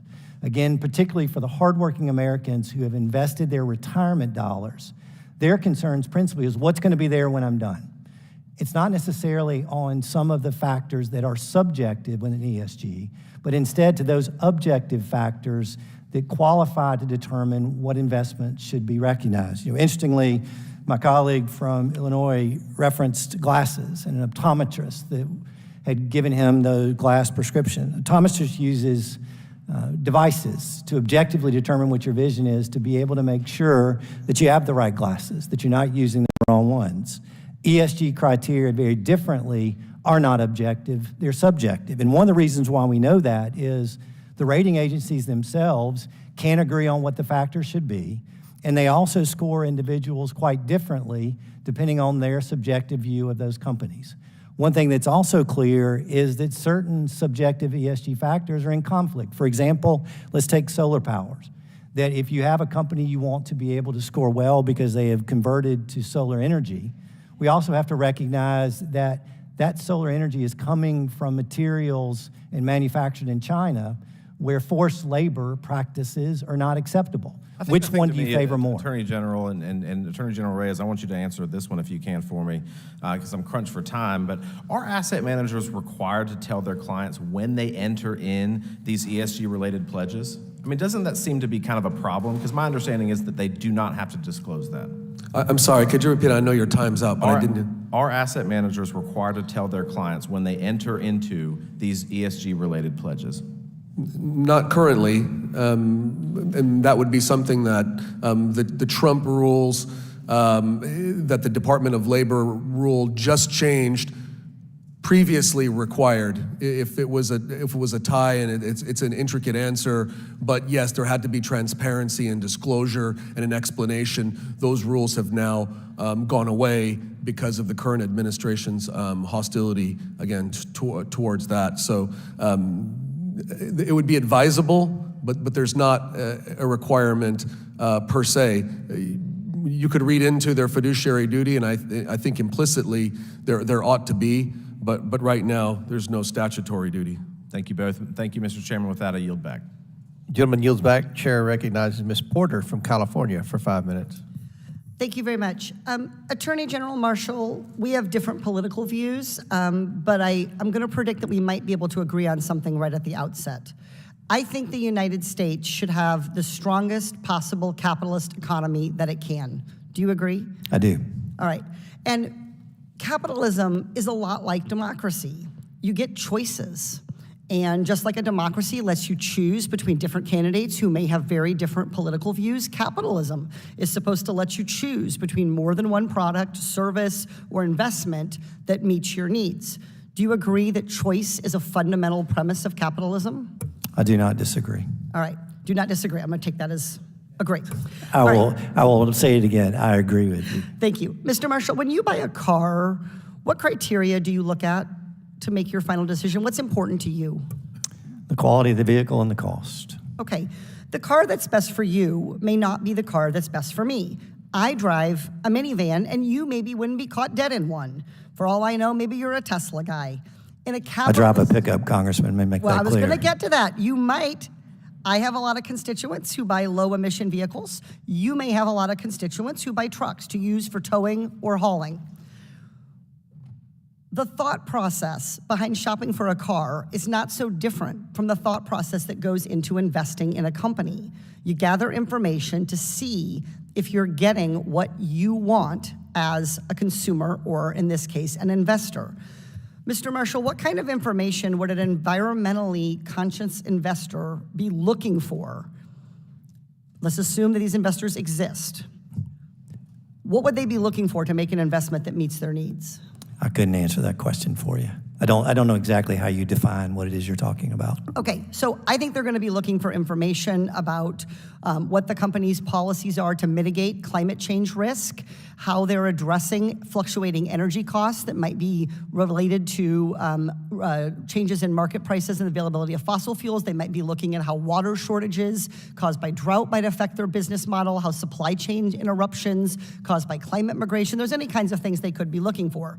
The point here is that a lot of investors want to know more than just dollar and cent disclosures when they're making the decision to invest or buy. Maybe you don't. Maybe all you want to look at is the dollars and cents. But environmental, social, and governance disclosures give those investors the option to take that information into account. And it's not just progressives. Plenty of conservatives have dumped their stock in Disney or stopped buying Bud Light because they think that they are too woke. Mr. Marshall, if a company became less woke based on market pressures, would you take legal action against them as AG? You have to give me a little more information to know whether or not we could. If Disney changed its policy on LGBTQ plus Americans, would you sue them? If they changed their policy to fail to protect LGBTQ Americans, would you sue them? I think the analysis for us would not necessarily be whether or not that individual company changed its policy. The question is whether or not they were compelled to do so for otherwise unlawful reasons. It's one of the reasons why you see currently that there are active antitrust investigations involving multiple players on the ESG front, including Climate Action 100 and the Net Zero Banking Alliance. Can I finish, please? Yep. Very quickly. And our evaluation there is whether or not their actions incur corporations to make decisions that otherwise wouldn't be appropriate for them to make. Okay, so let's break this down. It's very important to be clear with the American people. The Labor Department's rule does not impose a mandate. It permits fiduciaries to consider ESG standards if they believe those considerations are prudent in their decision-making and what the information is they want to provide investors. There's no mandate under the Department of Labor. And I think these antitrust concerns are at best misplaced. There is simply no evidence that there is a violation of the Sherman Act going on. There's no evidence that this is what's happening. It is up to each of these companies, to these initiatives are no different than other initiatives that corporations have that come together. These are private actors making their decision. It strains credulity for me to hear people suggest that BlackRock is some kind of leftist commie organization. For crying out loud, BlackRock is about delivering value, and in doing that, they are looking at a lot of different kinds of propositions about value, including good governance, including the effect that climate change may have on their bottom line. That's the whole point. This is about freedom. That's what we're talking about. Capitalism delivers freedom, and that happens when markets let people choose what they want. That's all that you're trying to block here. You're trying to block people from looking at disclosures that they find valuable. If they don't find them valuable, don't look at them. And I think capitalism is about choices. I heard you say you do too, so I hope you'll reconsider your policy. I yield back. If you want an opportunity to respond, we'll... Go bathroom break, Mrs. Chair recognizes Mr. Palmer for 5 minutes. Thank the chairman, and thank the witnesses for appearing today. Attorney General Marshall, Alabama's economy depends on robust industries of agriculture, timber, energy, auto manufacturing, aircraft manufacturing. How would the ESG initiatives potentially harm the state economy and impact consumers, not only in Alabama, but nationwide? I think first and foremost, Congressman, is on energy prices. If you look particularly what's driven inflation and what's hit Americans in the pocketbook, including Alabamians, it's been an increased cost of energy. Part of that attributable to decreased investment in what is currently producing the energy in our country itself. But beyond that, particularly, for example, within agriculture, is going to be the attack on agriculture as it relates to their responsibility, according to the left, for increased carbon emissions. Let's take, for example, our cattle industry. As you well know, that's a significant portion of our agricultural economy. We also know from data that cows themselves are the largest emitters of methane gas. And the question is going to be, do we find farmers discriminated against in their banking relationships? Do we see farmers discriminated against in other financial relationships that impact their ability to do their job? The reality is, Congressman, I don't think many in my state are ready to give up their hamburger. I don't think they're wanting to put tofu on their grill. The issue is whether or not we can produce the food products this country needs and to be able to do it in a way that we can make it affordable to Americans. I don't think I'm willing to give up my pickup, or many of my friends who drive pickup trucks are willing to do that either. I want to point out something here. In this headlong rush to eliminate hydrocarbons from our economy, it's really insane. The very things that you have to build a renewable infrastructure, cement, steel, plastics, the majority of that's produced in China, but it all requires enormous amounts of natural gas. But there's one other thing that I'd like to point out. 83% or over 80% of the cost of fertilizer that is necessary for food production is natural gas. And if we eliminated natural gas from that process, it would cut world food production in half. And what we're seeing with ESG driven investments, I think is not only a threat to our economy, it's a threat to our food supply in many respects, but it's also a huge help to China. I made this point this morning in a speech that I gave, that this headlong rush to renewables that Europe engaged in created the energy crisis, not the war in Ukraine. The war in Ukraine exposed it. And if they were to go 100% renewable, they would no longer be reliant on Russia or the United States or anybody else for natural gas, but they'll be reliant on China. And that's one of the big concerns that I have about this big push to ESG, is how this empowers China. Would you agree with that? I do agree with that. And interesting, if you look at the history of energy transformation in our country, has been driven by two sources, one of which is economic and the other is through technology. And it's usually taken a century or more for that to be able to take place. The current change is not driven by any action that this body has taken, but instead it's by global elites who believe there ought to be global energy policy. Not Congress acting, not those that are accountable to the people, but in fact, it is those outside of our country dictating what our policy should be. And it is benefiting China, who, by the way, is not as tied into the Paris Accord as many of our developed countries are. And it gives them an unfair competitive advantage over American companies as well by access to cheap energy. Well, as I've pointed out in another hearing, China's objective is not to save the planet from climate change. China's objective is to rule the planet as the world's sole superpower, and they want to do that by 2049. And we have this artificial target of trying to achieve net zero by 2050, which under no engineering scenario, no technology scenario is achievable. So now we're getting down where ESG is not only a threat to our economy, it's a threat to our national security. That's my opinion. I believe that as we continue to divest ourselves from our hydrocarbon infrastructure and go more to renewables, it will make us reliant on China for the very materials that we need to sustain our energy infrastructure for our economy and our national security. Would you agree? I would agree. And I think we should have learned our lesson during COVID when we saw how dependent we were on products produced outside this country when we needed them during the pandemic. Mr. Chairman, I want again thank the excellent witnesses, particularly the gentleman from Alabama. I yield back. Thank you. Chair recognizes Mr. Garcia of California for 5 minutes. Thank you very much, Mr. Chairman, and I want to thank all of our witnesses for their service. Thank you for being here. I know for me, I'm not here to particularly defend any sort of corporate strategy or investment.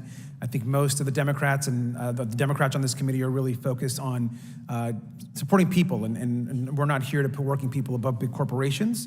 And companies we do know also want to consider certain goals that they have when they're investing, whether it's because climate is obviously changing and it's having an impact. Companies obviously prioritize diversity because America is actually more diverse, and it helps them do business in a diverse society. So these are decisions that make financial sense, and I think corporations are making these all the time. I think what we should also be is honest about what we're actually doing here. I think the majority is clearly trying to score political points with some sort of panic around whatever wokeism is. I'm not even sure what wokeism still is or how to actually describe it. And we have many business leaders in the community that are criticizing this Republican far-right agenda that's ignoring climate change and that really is not operating in any sort of reality, but in some sort of Fox News bubble and ecosystem. So the far-right wants a revenge, and they want a revenge on corporations, on working people, on everybody. The interest campaign that's happening across this country, and certainly here in this committee, is also heavily orchestrated and wide-reaching. ESG efforts have a lot of ties to dark money also across this country. I want to just give an example. I want to ask unanimous consent to submit for the record, a February 2023 article from the group Documented, which describes a private anti-ESG dinner on June 1st of last year during an annual Heritage Foundation meeting. So if I can please have that article submitted for the record. Attendees of this dinner included representatives of Consumers Research, which is an anti-union and anti-quote-unquote woke organization. Now, Mr. Freyricks. Without objection to order. Thank you, sir. Mr. Freyricks, a dinner like this, what does this tell you about coordination behind these kind of anti-ESG attacks? I think that it's not a surprise. We see it when letters are signed that there's someone behind it. Thank you. And at the heart of these anti-ESG campaigns is also a name that should be very familiar to the American public, and that's longtime conservative activist Leonard Leo. We all know that Leonard Leo has spent his career installing conservative justices to the Supreme Court in an effort to overturn Roe v. Wade and so much other progress across this country. You also may remember Mr. Leo from recent press reports that have said that he asked Kellyanne Conway and her polling firm to give Ginny Thomas, quote, another $25,000. He emphasized that the paperwork should have no mention of Ginny, of course. Now, we know that Mr. Leo has set his sights on our democracy, on our court. He's amassed $1.6 billion to do it. And so this is incredibly problematic for us as a country. And this is actually what this committee should be looking at. I also want to note an October 2022 article by the New York Times. And in it notes that Mr. Leo's network in his campaign to push some of the country's biggest corporations on making investments, pushing environmental, social, governance causes, all links back to this kind of anti-ESG movement that's happening that we're discussing today. So again, Mr. Freyricks, as your perspective as Illinois State Treasurer, how do orchestrated campaigns, clearly as this one, also that have folks like Mr. Leo involved, how does it actually hinder the free market that our Republican colleagues seem to always uplift and care so much about? When they pass legislation that prohibits disclosure of information, that hinders our ability to make good decisions.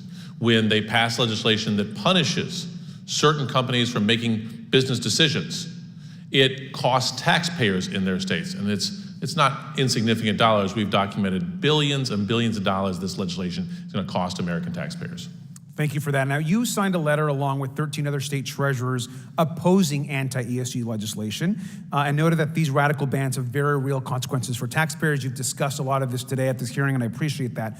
The letter warned that if these anti-ESG bans succeed, and I quote, there will be two kinds of states moving forward. States focus on short-term gains and states focus on long-term beneficial outcomes for all stakeholders. And you've alluded to this earlier today.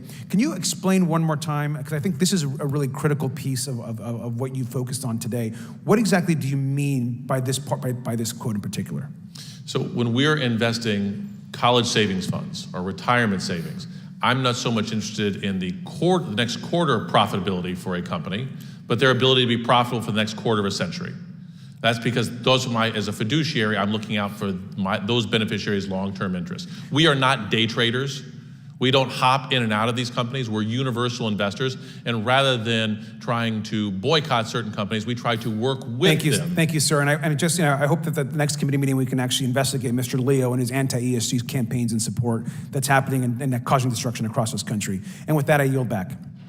Gentleman yields back. Chair recognizes Mr. Burchett from Tennessee for 5 minutes. Thank you, Mr. Chairman. I appreciate y'all being here, and I apologize that I'm the 435th most powerful member of Congress, and that by the time they get to me, sometimes my questions have already been asked. So when I ask you a question that you've been asked for the third time, I expect each of you to look at me with great respect and realizing that is an incredibly important question at that time, and I'd appreciate that.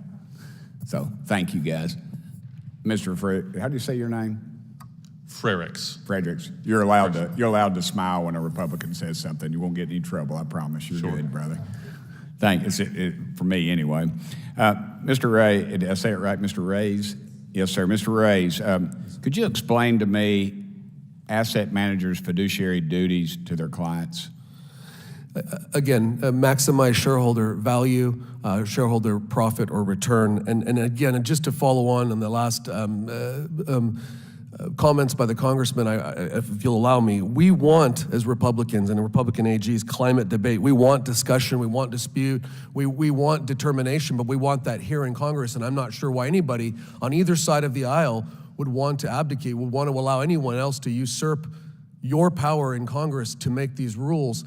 This is the frustrating thing about all of this. This isn't just about ESG information and facts, it's about ESG policy being pushed, again, by a process that totally bypasses Congress and undermines our democratic system. And let me say this, Congressman, if the policies that we're talking about are so self-evident and so popular, has been referenced before, with the American people, let them stand on their own merits here in Congress. Let them be passed into law. Don't let them be forced through a market that is anything but free with these ESG horizontal agreements. Okay. Along those same lines, could there be a scenario maybe that asset managers would have to choose between ESG initiatives and maybe their fiduciary duty to some of their clients? Absolutely. Those are at times competing interests. Sometimes they can be aligned. Sometimes you can have social good, you can have stakeholder capital along with shareholder capital all aligned. But at other times, they're definitely in conflict. Well, what kind of risk could these clients face if some of these asset managers perhaps would choose an ESG policy over maybe a financial return? Well, again, the risk short term is, as I've referenced earlier, a capital risk, a diminution in the value of their investments. But the long-term risk is broader, and that's the concern that we have. The more existential threat is to our system and government, foundations. Okay. I wonder, is it true that over 300 asset managers signed on to the Net Zero Asset Managers Initiative? I believe that's correct, or more. Okay, and do they control, I think, over $59 trillion possibly in assets? AUM, I believe that's right. I think that was in my written statement. I believe that's correct. Yeah. All right. And are you also aware that the largest asset manager in the world was BlackRock, and they signed on to the NZAM initiative? They did, and if you add State Street and Vanguard, it's about $26 trillion in assets, which is more than the U.S. GDP. Yes. Right. One of the initiatives, the NZAM, is to achieve zero emissions by 2050 in accordance with the Paris Agreement. Is that accurate? Yes, sir. Okay. Would you consider that to be a radical investment strategy? Yes, sir, given the I realize radical's a little strong, but the lack of certainty that this would even become a law, that there are going to be requirements. There are a number of reasons why I would say that yes, that is a... Mr. Marshall, would you agree with that? I would. Congressman, I also agree that you get more questions per capita in 5 minutes than anybody else on this panel. Yes, sir. Well, I'll work on that. And I appreciate you being from Alabama. I know that's a 2-year school. Being in Tennessee, it's a fully accredited 4-year school. And I forget, did y'all play football down there? I can't remember. Mr. Chairman, can I beg forgiveness? You're out of order. Okay, Mr. Marshall. Under the Climate Action 100+ initiative, the signers pledged to ensure 166 targeted companies take necessary action on climate change. Does that sound right to y'all? That's my understanding. Are any of these signers, do you think they're aware that they have a combined $68 trillion in assets under management? I think they understand it because they exercise that amount of money to be able to coerce policy changes for companies as a result of that. Okay, and those are in alignment with the Paris Agreement. I'm out of time. I appreciate y'all very much putting up with this. I know you come in here thinking, wow, I'm going before Congress, and I don't think we're even feeding y'all. But anyway, that's all right. I blame that on it's the Democrats' job to feed y'all. So thank you. Gentleman yields back. Chair recognizes Mr. Frost from Florida for 5 minutes. Thank you, Mr. Chairman. Less than 2 weeks ago, my home state of Florida became one of the first states to pass a law targeting ESG factors and investment recommendations. Just like other anti-woke witch hunts, the Florida legislature and governor are hoping to take their campaign of environmental negligence, social oppression, and incompetent governance to the national level. Florida Governor Ron DeSantis signed this bill into law even after business leaders, legislators, and public officials warned that similar legislation could hurt investors' bottom line and perpetrate systematic injustices. In January, a consulting firm estimated that just for Florida alone, prohibitions against responsible investing could cost taxpayers more than $300 million. And when a company chronically employs people of color in its lowest paying roles or spills toxic pollutants into the Gulf of Mexico, I believe they become a greater financial risk. They also become more of a risk to the people of the state. Americans don't want to sponsor bigotry, corruption, and the destruction of our climate. And it's not just everyday Americans. Many different folks have been talking about this in the business community. It never ceases to amaze me how far the Republican anti-woke agenda can get from what Americans actually want. Mr. Freyricks, thank you so much for being here. Are you familiar with the November 2022 letter that Republican AGs circulated related to responsible investing? Vaguely. Are you also familiar with the letter circulated by 16 attorneys general that eviscerated the Republican attack against the effectiveness and importance of responsible investing? I've not read both letters recently, but I'm aware of both of them. Mr. Chairman, I request unanimous consent to enter into the record a letter from attorneys general that clearly outline that responsible investing is sound fiscal policy. Thank you, Mr. Chair. A bill similar to the Florida bill was introduced in Kansas. That bill was projected to cost $3.6 billion over 10 years in lower pension system returns. That bill was met with so much backlash from stakeholders that a Kansas legislator was forced to drop the toughest version of the bill. In Indiana, after researchers reported that an anti-ESG bill would cost its pension system $6.7 billion over 10 years, lawmakers were also forced to rewrite the bill before it could pass. Similar pushback stalled efforts like this in North Dakota as well. Mr. Freyricks, why do you think these bills are facing so much backlash, even in Republican states? I think they're facing backlash because they're anti-free market. They're going to cost the taxpayers money. It's being pushed by a special interest out there. You know, I heard talk about we want Congress to make these decisions. If Congress is going to make the same decisions that are costing these states billions of dollars, they will cost this country trillions of dollars. I would say, what happened to the argument of states' rights? In Illinois, we want the right to consider all of this data. If another state doesn't want to and they want to get lower returns, that is their choice. We believe in choice. Don't take away our choice. Yeah, I asked myself the same questions about rights of local government and states' rights. You know, in my state of Florida, that has completely gone out the window. This is not the same. This isn't your father's Republican Party. If states like Florida or Texas blacklist the largest municipal bond underwriters, mind you, these bonds fund some of the most basic functions of cities like in Orlando, this could impose a hidden tax amounting to hundreds of millions of additional dollars on those trying to engage in good business practices. Who would ultimately bear this hidden tax? The taxpayers of the state of Florida. You'd find if nothing is done in terms of climate change, there is great risk to the homeowners of Florida, especially along the coasts.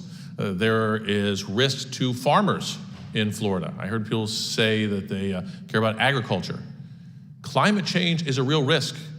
We have seen an increase in storms, in some states an increase in droughts, and others an increase in flooding, but all of this disrupts our agriculture, which feeds this country. These are things that need to be considered. Exactly. We've seen an increase in storms, and we've seen those same storms become longer and worse and devastating effects. Entire cities in Florida were decimated due to the hurricanes last year. These anti-ESG laws benefit no one, not everyday Americans who want to see our financial sector invested in for what's good for America, not stakeholders. And once again, Republican lawmakers are trying to restrict individual liberty and force compliance with policies that the majority of Americans oppose. This is especially shown by the backlash that many of these bills have faced in both Democratic and Republican-controlled states. Thank you so much for your time, and I yield back. Gentleman yields back. Chair recognizes Mr. Fallon from Texas for 5 minutes.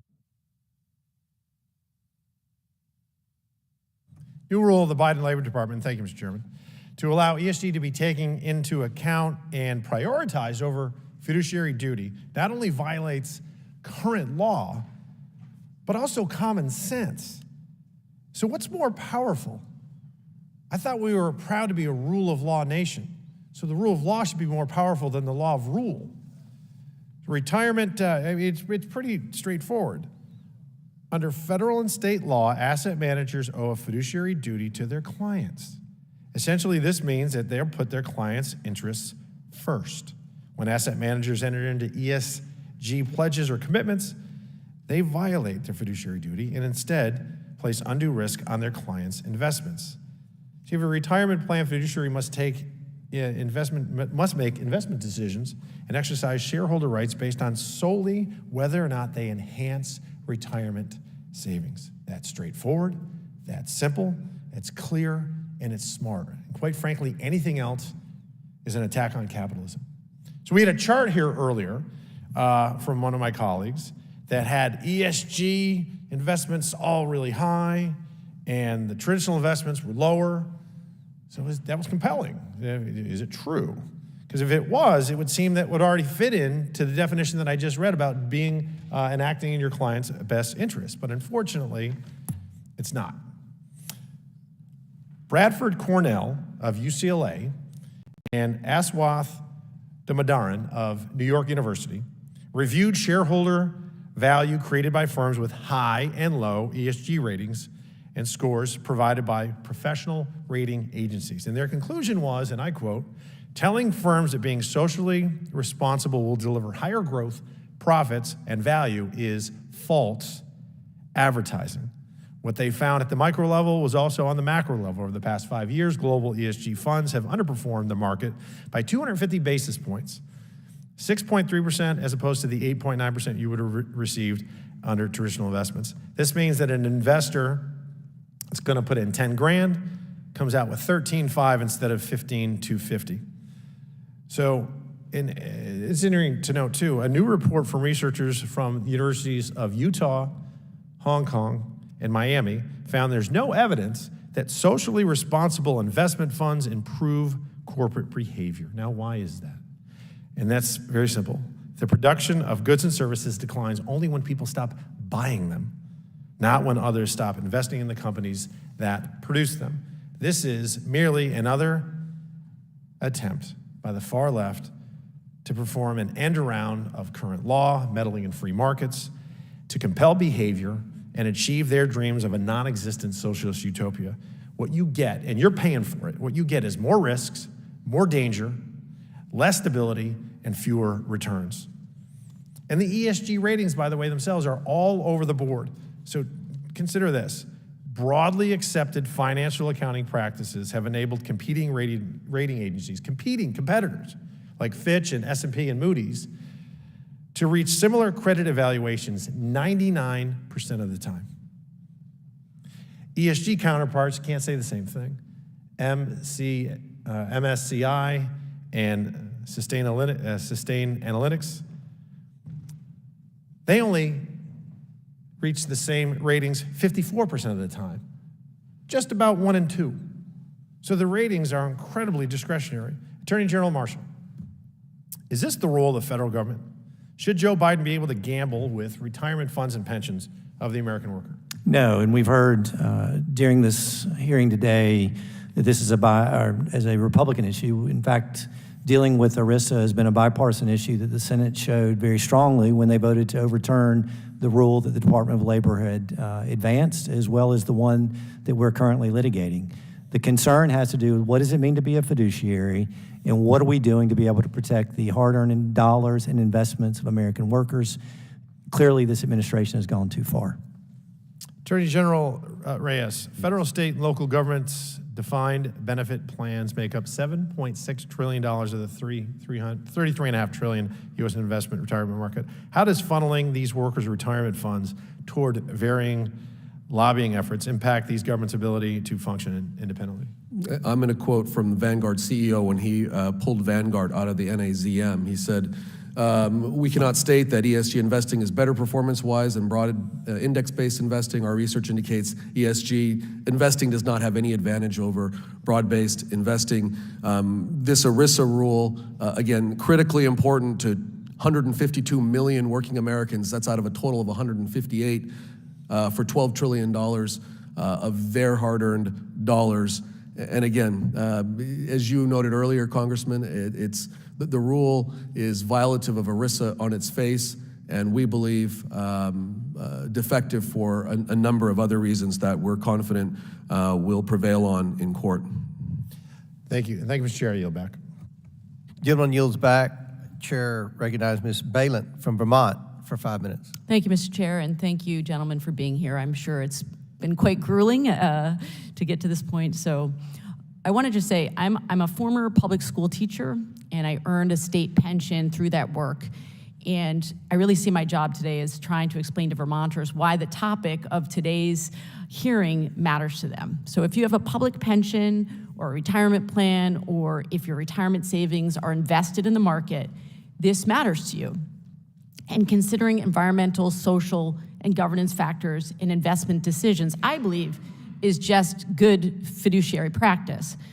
And in fact, considering ESG factors, also known as responsible investing principles, are part of an asset manager's fiduciary duty to their clients, who are regular people. They are teachers, first responders, nurses. Mr. Freyricks, how would you define an asset manager's fiduciary duty to the layperson? How do you explain it to regular people who may be watching this? To make investments to get the greatest return for the time period that the pensioners or the beneficiaries would need them. So would you say an asset manager has a responsibility always to act on behalf of the client's best financial interests when they're managing their accounts? Most certainly. Would you agree that an asset manager's fiduciary duty requires the consideration of issues that affect a company's financial performance and its bottom line? Correct, I would. And so you said earlier, and I thought this was great, you said we are not day traders, right? Yes. We're looking for investments in the long term. And certainly I think about that with my pension. I want to make sure that whoever is managing those investments is thinking about factors over the long term. So to make it extremely clear for everyone, how do ESG factors help an asset manager assess investments? Because that's what we're talking about here. Am I making the right investments? Flesh that out for us if you could. These factors all deal with risk. We're universal investors. When you're investing hundreds of billions of dollars, you don't sort of pick and choose a couple of companies out there. What you try to do is engage with the companies you invest in and make sure they continue to be sustainable over the long run. We want these companies to be profitable. But if you make short-term decisions, if you're trying to be profitable this quarter, there are easy levers to pull. You can stop spending on R&D. You can lay off employees. You can raise prices. And that will make you profitable in the short run, but in the long run, your customers, with those increased prices, may leave you. Those employees that you laid off, the remaining ones, may be despondent, they may be demoralized, they may slow down, they may go on strike. If you stop investing in R&D, your competitors will overtake you in the future. And so the question is the time frame. Do we want companies making decisions for the short run or for the long term? And as someone in charge of managing college savings funds, retirement funds, pensions, we invest for the long run. The other thing that I thought was really interesting is, as a colleague said earlier, this is not a mandate, right? This is about being permissive. So do Republican efforts to prohibit the consideration, just the consideration of these factors, create legal risks for fiduciaries going forward? Let me say, investing is hard. There's lots of information out there, lots of data you have to consider. If someone doesn't want to do that work, that's okay. I would say they're not doing their fiduciary duty if they don't do that. But if they limit my ability to have access to data, to consider all kinds of variables out there, they're making it difficult for me to maximize returns for the beneficiaries for the long run. So essentially, they're taking tools away from you that would enable you to make the best decisions on behalf of your clients. Correctly, and I'm not trying to take any tools away from them. If they don't want to look at these risk factors, they don't have to. We don't mandate that. But what state legislatures are doing is they're mandating that our asset managers, that our advising firms cannot provide us with this data, and that is dangerous. It is dangerous for Americans, it's dangerous to pensioners, it's dangerous for those teachers who are retiring on a small pension. I'm so glad that you just boiled it down, because that's what we're talking about here. We're saying you can't have the information that you need to make the best possible decisions for your client. Exactly. It's absurd, right? Yes. Okay, just want to be clear here. So, responsible investing means gathering information about and considering ESG factors, or among others, that help you determine the best choice for your client. And I just want to say this is just such a dangerous path that we're going down here. It goes along with the book banning that we had earlier. Taking away information from people is not what this government is supposed to be about. Thank you. Thank you. Chair recognizes Ms. Luna from Florida for 5 minutes. Beforehand, I want to publicly say congratulations on your great news. Thank you. It's like the best kept secret in Washington. I'm expecting, so yeah, thank you guys. And I thought it was interesting. How many members of Congress have delivered a baby? I'll be number 12, so it's 0.1%. 20 in the history of Congress. 12. 12 ladies have delivered babies while in Congress. I think that's a pretty interesting statistic. So congratulations, and you're recognized for 5 minutes. Thank you, Chairman. I want to start out by saying I think investments made on behalf of the American people by assets managers should serve in the interest of the investor, not woke ideologies being pushed by corporate financial institutions and to entities like the SEC. Honorable Reyes, I actually really liked how you kind of unloaded with some facts. And so if I have time at the end of this, I want to yield to just kind of let you speak on what you think it's important for the American people to know. But if I could just real quickly ask you a few questions. What are the challenges faced by companies in dealing with increasing numbers of shareholder proposals, especially those related to ESG metrics? Well, they're being forced to themselves choose a path that may not be yielding the best returns to their own investors. They may be forced to make choices that push their own customers away from their own products. I mean, there are a whole host of different problems that this type of pressure can have on a particular company. And then on the other side, there are a lot of problems, as we've already discussed extensively, with investors and the potential loss of capital investments. All of those things are problematic, Congresswoman. How often are clients informed that their asset managers are prioritizing ESG metrics over their financial return? No, their asset managers are required to disclose what they're investing in, but I don't think it's readily apparent to most people that their investments are necessarily being invested with an ESG bent, right? So again, transparency laws and requirements would behoove, I think, the whole process, and that's what we're here again to talk about.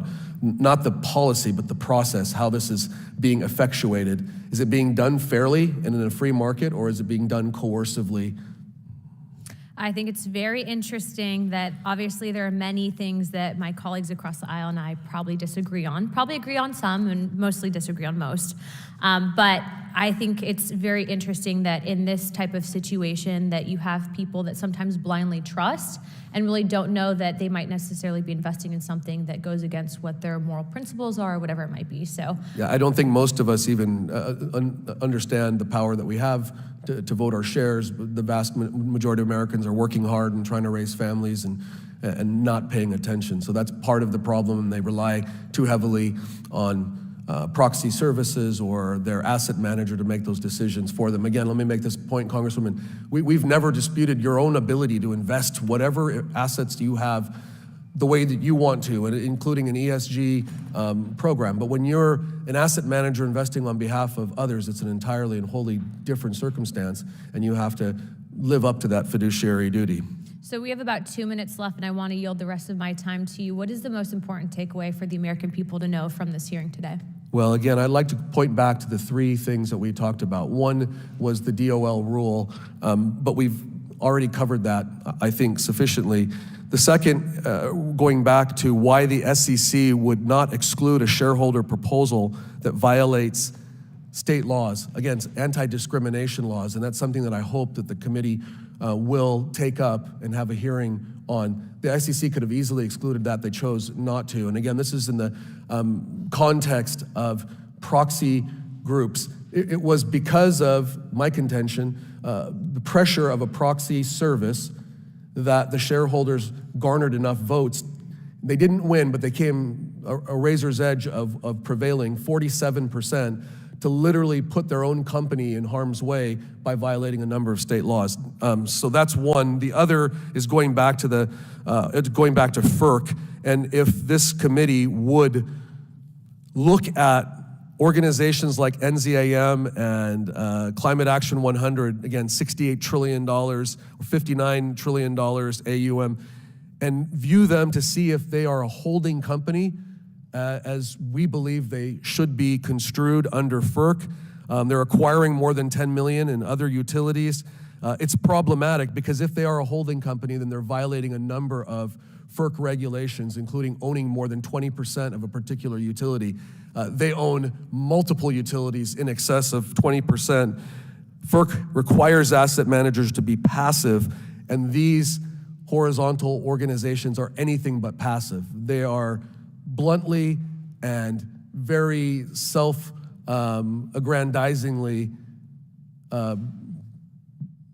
clear about what their intent is, and that, we believe, also violates FERC's prohibitions on asset managers being not passive and trying to operate the utilities. So those are the areas, again, that I would like for the committee to be able to take up. Again, appreciate your time. Congratulations to you. I have 6 kids of my own, and this is the best news I heard all day. Thank you, Chairman. I yield my time.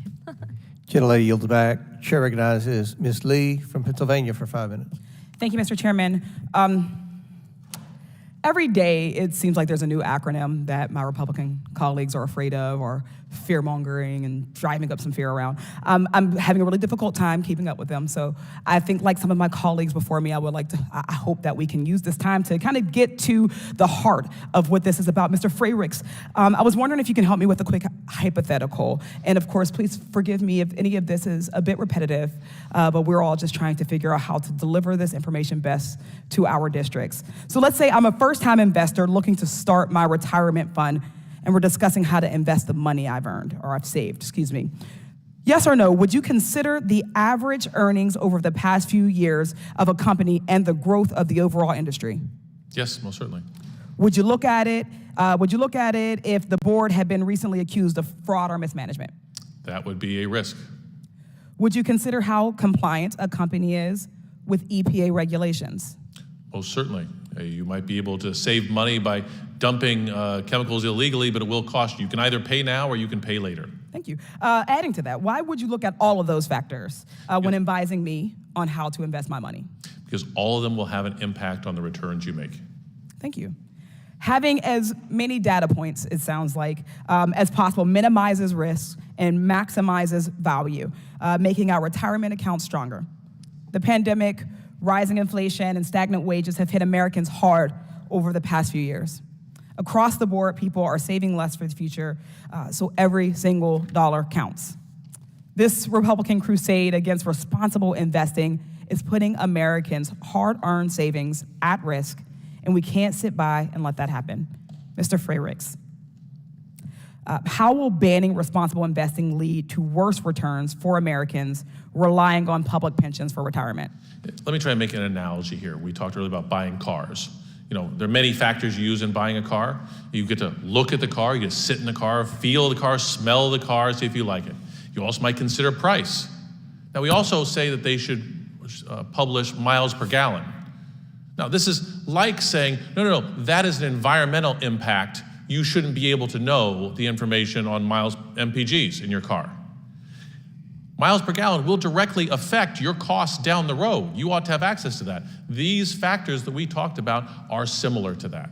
And these efforts to deny us information on environmental and social and corporate governance issues are making it more difficult for us to be good consumers.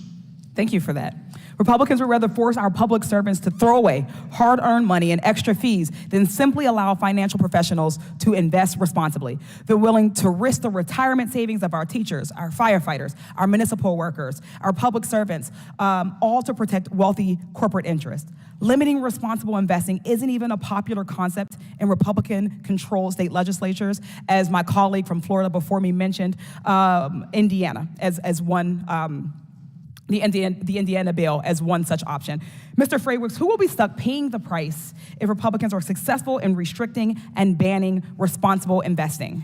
It's ultimately on the pensioners, on the beneficiaries of these retirement funds, if they are getting reduced benefits, reduced interest returns, or they're paying more in additional costs like they are in Texas, or like your colleague from Florida pointed out, ultimately it falls on the taxpayers. Thank you. Typically, responding to these extreme conspiracy theories isn't worth turning our attention away from so many of the important issues facing our country. But propping up their corporate buddies' interests at the expense of Americans' retirement is despicable. And we just can't let that happen. Thank you, Mr. Freyricks and the panel. Mr. Chairman, I yield back. Chair recognizes Ms. McLean from Michigan for 5 minutes. Thank you, Mr. Chairman, and thank you all for being here today. I appreciate it. In my opinion, simply put, ESG is a politicalization of investing in and continues to be weaponized by the radical left. I pulled the definition. The primary responsibility of fiduciaries is to run the plan solely in the interest of participants and beneficiaries for the exclusive purpose of providing benefits and paying plan expenses. Fiduciaries must act prudently and must diversify the plan's investments in order to minimize the risk of large losses. Am I correct in that? That's a definition, right? So I just want to make sure we're all on the same page. Mr. Reyes and Mr. Marshall, are asset managers required to tell their clients when they enter into these ESG-related pledges? I think General Reyes has answered specifically that the answer is no. No. That there's not a direct disclosure requirement. So I want to make sure that everyone understands. I'm an investor. I'm going to invest in ABC fund, right? But you have made an agreement or a pledge with an ESG investment, right? That is based on your belief of what is ESG compliant or whatnot. And you don't have to tell me that you've entered into that pledge. Am I correct in that? Yes. Okay. Could you imagine if we did that like with a pro-life or something? I think my colleagues on the other side would actually go crazy. So a follow-up to that. If you're telling me that money managers can invest clients' money into ESG-approved companies without the knowledge of investors, yes, we can do that, right? So I heard the left talk about transparency. Is that a definition of transparent, not being transparent with the investors on the pledges that you've made behind their backs? I think one of the major issues for attorneys general is for our consumers to make sure they're fully informed in business transactions in which they engage. I mean, I am all for if people want people to have choice in where their money goes and what they look at, right? But if we're going to be honest and we're going to be transparent, wouldn't it make sense? What's the harm in saying, hey, I entered into a pledge that requires me to do some ESG stuff? What's the harm in that? What are we trying to hide? I don't understand that. Why the lack of transparency? I'll say from Illinois' perspective, that's not a problem. We publish all of our corporate engagements online. So our votes out there. everyone does that, or just Illinois? We do that in our office. That's the only office I can control. Okay, because I don't think, by the answer to my first question, our asset managers, and perhaps I'll repeat it, are asset managers required to tell their clients when they enter into ESG-related pledges? I believe the answer, and we can check the record, was no. So to me, that's lack of transparency. Maybe you have a different definition of transparency, but go ahead, Mr. Reyes. Congresswoman, since you brought it up, and maybe it was a hypothetical that you were just throwing out, but if truly there were a pro-life agenda and information and there were indexes to establish what companies were doing to foster pro-life or pro-Second Amendment, whatever. Pick one. Pro-life, under the same arguments and logic, having a larger workforce would certainly help the economy. And in 18 years, when you have a person of majority being able to enter the workforce, that's certainly even sooner than 2050 goals, ostensibly an even more impactful criteria. Would then my colleagues be equally open to considering all of that information? I don't know, but it's a good hypothetical. I don't know either, but I have an opinion on where I think they might stand. But at any rate, in my opinion, ESG investments distribute money based on political agendas. That's not their job. It's not to have a political agenda. Rather, their earnings are best returned for savers. I mean, at the end of the day, rate of return needs to matter, because then we're going to go back when all of these investments fail, and we're going to look at the investment companies and say, well, you didn't return your investment. We have to be transparent with the American people. And if we can't be transparent with our ideological views, then what are we hiding? And that's all, that's the purpose in let's just be transparent. And let's be transparent with a concept through all of our investing. And with that, I'm over, so thank you. Chair recognizes Ms. Crockett from Texas for 5 minutes. Thank you, Mr. Chair. And before I begin, let me first just say thank you so much. I sit on the Ag Committee, so you were like feeding my soul as you were talking about the struggles of our farmers, because I've been listening to my farmers talk about the droughts, and I am from the state of Texas where we are enduring droughts, floods, as well as freezes. So we have everything as a result of the thing that really does exist called climate change. So thank you for that. I'm tired of my colleagues on the right using these hearings as a tool for their 2024 campaign. Pretty soon, this committee's majority will need to file with the FEC an in-kind contribution. Instead of talking about how Speaker McCarthy's manufactured crisis on the debt ceiling has led to declines in the stock market, instead of talking about how investors are scared about whether U.S. will pay its bills, today we're talking about their fear of what my colleagues call radical wokeism. ESG is not, I repeat, ESG is not radical or woke. And being from Texas, I can tell you what radical looks like, because clearly we've had some tragedies just this past week because of radical rhetoric, if we're gonna talk about what radical looks like. ESG, like any financial information, is just good business. It's another tool in the toolbox to consider advantageous investments and business decisions. Asset managers have a legal fiduciary duty to maximize profits, but it's ignorant to say that to maximize profits, you have to do it at the expense of ESG. That's just false. ESG impacts our investment strategies that incorporate long-term risks to make long-term down payments as well as returns on future breakthroughs. They allow financial professions to manage and promote risk reduction for client investments to maximize returns. I'm surprised our chairman is opposed to this because just last week, he praised the GAO's high-risk list as a valuable tool for, quote, Congress can make more informed decisions. It's only responsible then that asset managers present all information posing financial risk to clients to allow them to make more informed decisions, especially Americans wanting to responsibly manage their retirement savings. The asset managers offer ESG information because large companies use ESG in their business decisions and investments. Why? Because there are real financial and monetary returns when ESG impacts are incorporated. Attorney General Marshall, yes or no, ESG risks have monetary value that impact financial benefits and corporate opportunities? I disagree with all of ESG criteria. Actually, if you look at Royal Dutch Shell's annual reports dating back to 2005, it stated Shell assesses the underlying economic, political, social, and environmental drivers shaping the markets and margins to evaluate commercial opportunities and potential new business models. It has done so in almost every report. If we look back at examples from 2010 and 2022, even Fox News, who my colleagues love, a publicly traded company, in its 2022 annual financial report noted that environmental, including climate, social, and governance matters have costs that pose material adverse effects on its business, financial conditions, and operations. By Republican standards, then, Fox and Shell are advancing radical woke propaganda. I don't see efforts to cancel them or call them out.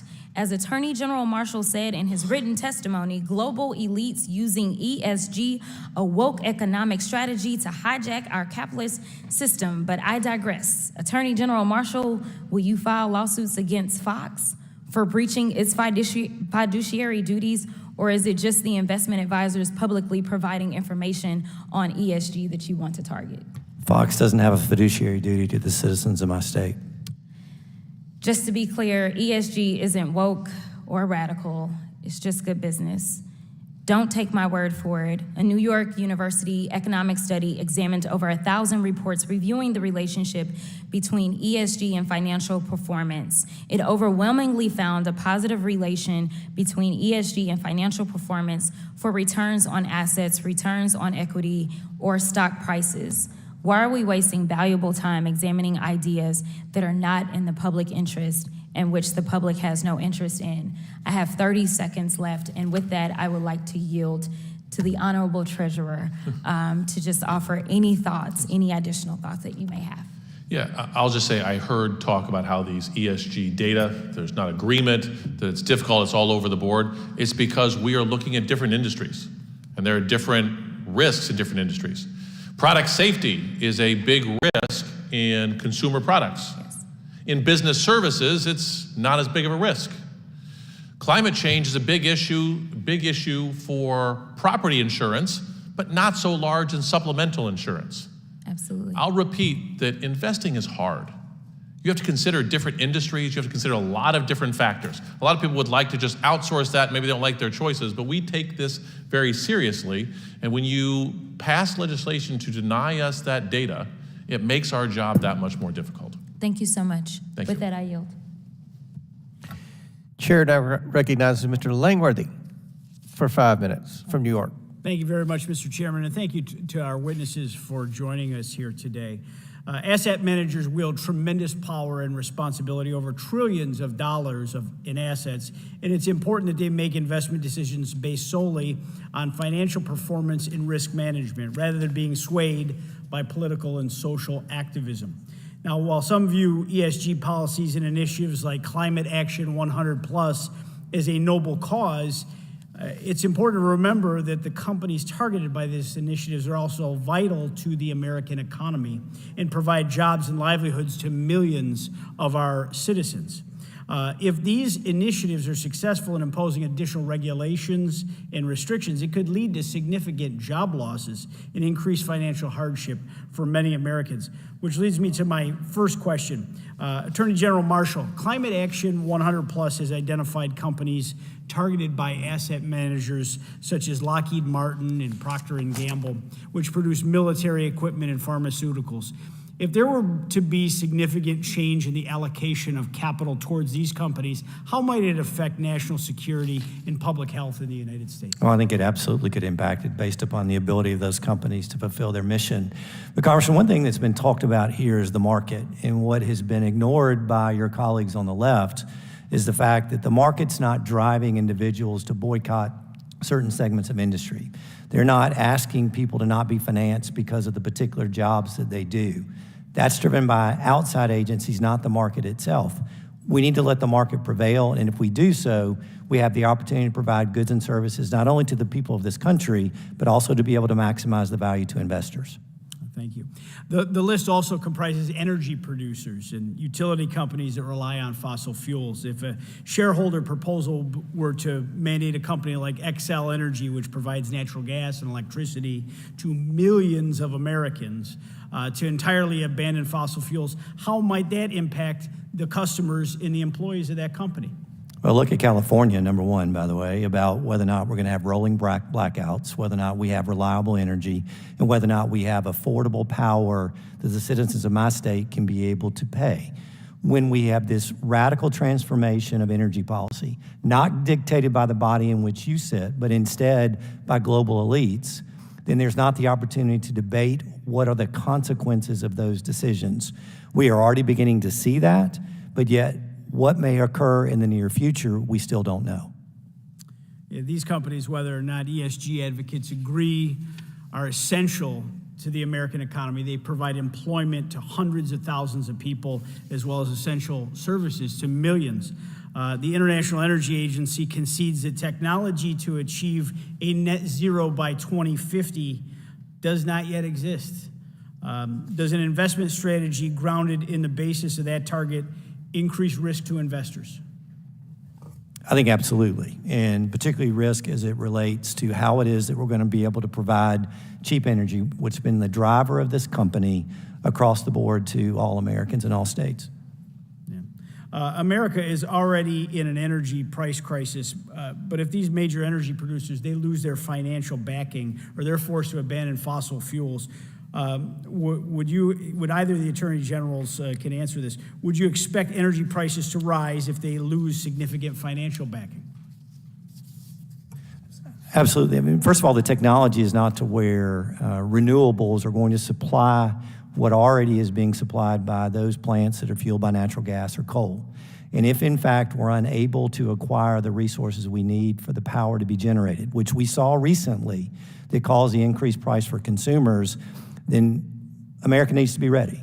We need to be ready to pay higher prices and also have unreliable energy, which we've been able to depend on for at least my lifetime, Congressman, and for others as well.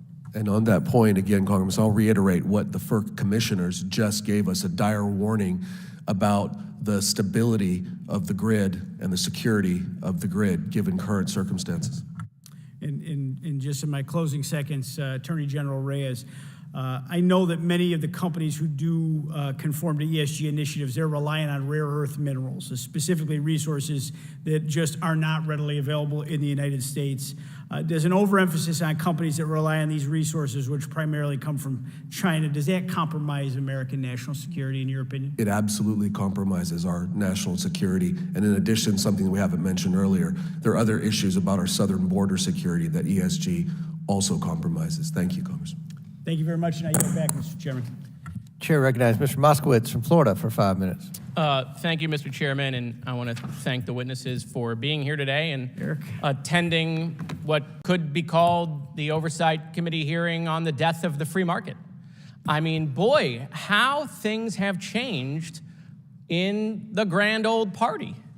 I mean, it used to be about free markets, and it used to be about corporate freedom, and it used to be small government, and it used to be, government out of businesses, government out of the bedroom. Boy, has that pendulum really swung here. I mean, we want government everywhere. I mean, this is like corporate socialism, where we now want the government to tell people that they have to invest in certain companies, like individuals can't make the decision. I mean, it is a wild sort of turn of events for the grand old party. I mean, if Ronald Reagan was here and he was listening to people talk about, that we need government to make sure that people have to invest in companies that, make guns, he wouldn't even recognize you guys. But some of the witnesses, when they were talking about ESG, they talked about as if it was a deadly weapon that's going to destroy our country. It's not. It's not a widely supported investment strategy used to minimize and maximize returns. One of that is shown to offer, greater long-term resilience, lower risks due to factoring in all potential costs to society. But I want to focus on this deadly weapon part. I'm from Parkland, where the shooting was at my high school, Marjorie Stoneman Douglas. So if you want clarity on what a deadly weapon is, I can assure you it's not ESG. It's a kid with an AR-15 and unlimited ammunition walking into my school and killing 17 people. So let's have a real sort of grip of reality of what investment strategy is or is not versus what a deadly weapon is. After the Marjorie Stoneman Douglas school shooting, Walmart, Dick's Sporting Goods announced that they would stop selling assault rifles, and I applauded them for doing that. And if I want to invest in a company because they've decided to make a policy change, I should have that ability to do so or not do so, by the way. I'm pretty sure I just saw, some of my colleagues going out and, shooting Bud Light cans because, they didn't like what Bud Light was doing. Should we have government mandate that they got to go invest in Bud Light because we want to support Bud Light? I mean, that's what you guys are advocating. It's really kind of crazy. And so, I don't know what we're doing here, Mr. Chairman. This is part one. There's going to be a part two. I mean, part one was just so fascinating. I can't wait for part two. But this committee has not taken any action on gun violence. We want to talk about a deadly weapon. This committee has not looked at all into AR-15s or deadly weapons or school shootings or mass shootings. I mean, you think parents in this country care about ESG? No, they care about dropping their kid off at a movie theater or at a mall, or at school. They don't care about ESG. This is stuff that 10% of Twitter cares about, okay? And so I just want to know when we're going to get serious here. And so, Mr. Chairman, I ask, when is this committee going to have a hearing on gun violence? You weren't here last year, but all the hearings pertain to the Washington Commanders football team. They pertain to the Equal Rights Amendment. They pertain to abortion. They didn't have a single hearing with a single Biden administration official. They didn't have a single hearing on any type of anything relating to how tax dollars were being wasted by this administration. So maybe you should take the lead in campaigning for your side of the aisle, and then if you all win the majority, then you can have hearings on the Washington Commanders football team again. No, I'm reclaiming my time, Mr. Chairman. That's fine. I wasn't here, but you're in charge now, and mass shootings are completely out of control. And so you have the power to make the decision, decide whether we should have hearings on DC public urination or on mass shootings. You're the chairman. I'm just a lowly Democratic freshman. And so I implore that this committee start to look at mass shootings and the real weapons that are destroying people's lives, which are AR-15s. Thank you, Mr. Chairman. Chair, recognize myself for 5 minutes.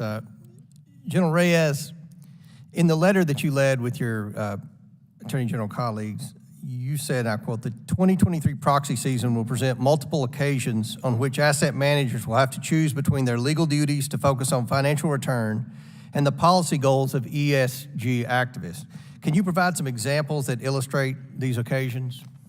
Sure, let me give you one very concrete example. I alluded to it earlier, Mr. Chair, but that resolution pertaining to travelers insurance is back up again for this season of proxy proposals and for shareholder resolutions and voting. And I didn't get a chance to perhaps articulate clearly enough the problematic nature of that situation.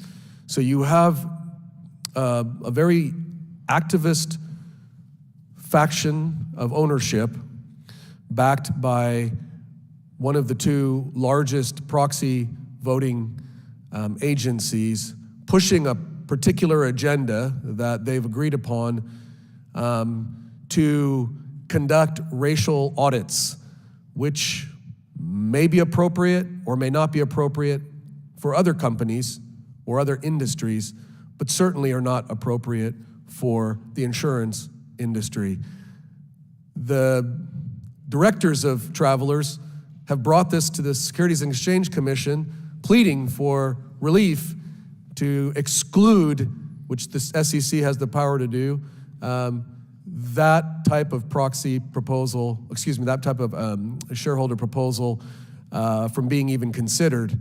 But the SEC has sat on its hands and not done anything to exclude that. So it's back up again. This would require Travelers to then ask for information based on a person's race. They would solicit information for underwriting purposes and for identification, which clearly violate numerous different states' laws. And I think that's a very good point that I don't think my friends on the Democrat side of the aisle understand. When they talk about ESG, they're just talking about what mutual funds, pension managers can invest in, or treasurers can invest in their pension funds. And Kentucky has the second worst funded pension in America, but we always say thank God for Illinois, because it was the one state worse than Kentucky's. But what I don't think the Democrats understand is this affects banking and insurance. It's not just investing. And we've got a problem in our banking industry right now. And we're not going to get into that, but this ESG is a political movement that's gaining ground. It's gaining ground on Wall Street, and it's affecting consumers, not just investors. But you have previously described how the insurers face the dilemmas by pursuing ESG goals. Do you think these insurers are facing these ESG-related proposals that push for unlawful altercations of underwriting activities? Well, yeah, clearly, it's the same resolution that was proposed the previous year. They're just hoping that they can win over another 3 or 4% and carry the day. So what risk are the insurers exposed to with the adoption of ESG factors in underwriting? They'd be potentially liability in dozens of states for breaking the law. And Mr. Chair, you alluded to banking. Although we haven't seen yet concerted efforts to debank solely based on ESG criteria, that's not out of the realm of possibility. It's not, and if you look at the website for the San Francisco Fed, it was all about ESG policy, and some of the banks, Silicon Valley strikes. Well, we just sent a letter to J.P. Morgan Chase with concerns over debanking regarding religious liberties. Right. And it's only one step removed to then migrate over. If they start to see more and more insurance companies and asset managers withdraw from some of these large horizontal agreements, then you may see more pressure on banks to start debanking. And I think that is of the utmost importance. Mr. Moskowitz, I don't think understands the issue. He's thinking in terms of Wall Street, but this has a potentially detrimental effect on our ability to bank and insure. This significantly increases liability costs for many industries, which will be passed along to consumers. I don't think my friends on the other side of the aisle have fully comprehended what inflation is and what causes inflation. But my time is expired here. But I'm just amazed at the defense of ESG policies and the defense of why we have to have this type of radical political ideology ingrained in our investing, when we just had a press conference and showed bank records that showed the Biden family getting millions of dollars from places like China and Romania, and I wonder what type of ESG policies China and Romania have. But you all probably can't answer that, but maybe that's something my friends on the other side of the aisle could look into. Chair now recognizes Mr. Burleson. Mr. Chairman, yes. Mr. Chairman, Yeah. I'm sorry, down here, this is General Marshall. Oh, yes. I'm sorry. I thought it was a member. Yes, General Marshall. May I briefly be excused? Yes. Okay, thank you. Okay, I'm sorry, Mr. Burleson. It's Ms. Holmes Norton next for 5 minutes.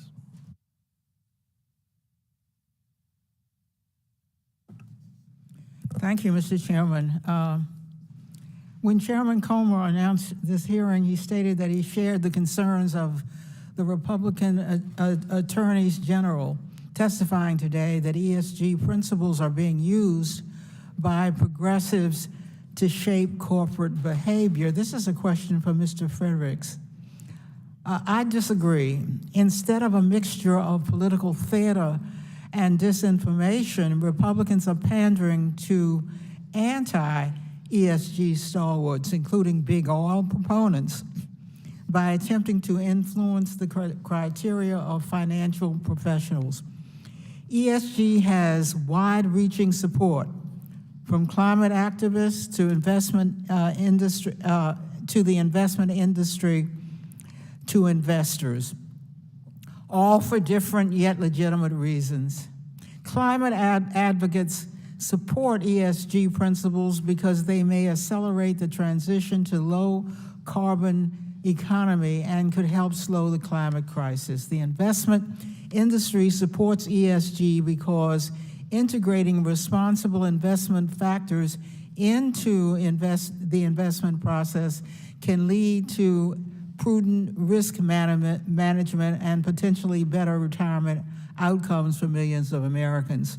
Investors support ESG because as consumers, they demand to invest their hard-earned money in companies that reflect their values and promote governance. Mr. Freyricks, as the Illinois State Treasurer, you are the main investor and asset manager for public funding in your state. Do you support using ESG principles as part of responsible investing for the state of Illinois? Most certainly we do. It's fundamental to our risk analysis, which is our main responsibility for our pensioners, for our college savers, to make sure that they do not suffer some of those risks that we have seen with collapses of companies like Enron, like Purdue Pharma. Would you say there is widespread support for ESG in Illinois across political spectrums? I would say within the investment community, there has been increasing support. A significant percentage of investors, public asset managers out there, consider this ESG data in their investments. The only thing radical going on right now, the only major change going on is this pushback. I hear a lot of concern for banks being bullied or muscled or told what to do. But I only know of one piece of legislation in the state of Texas that told banks where they have to invest.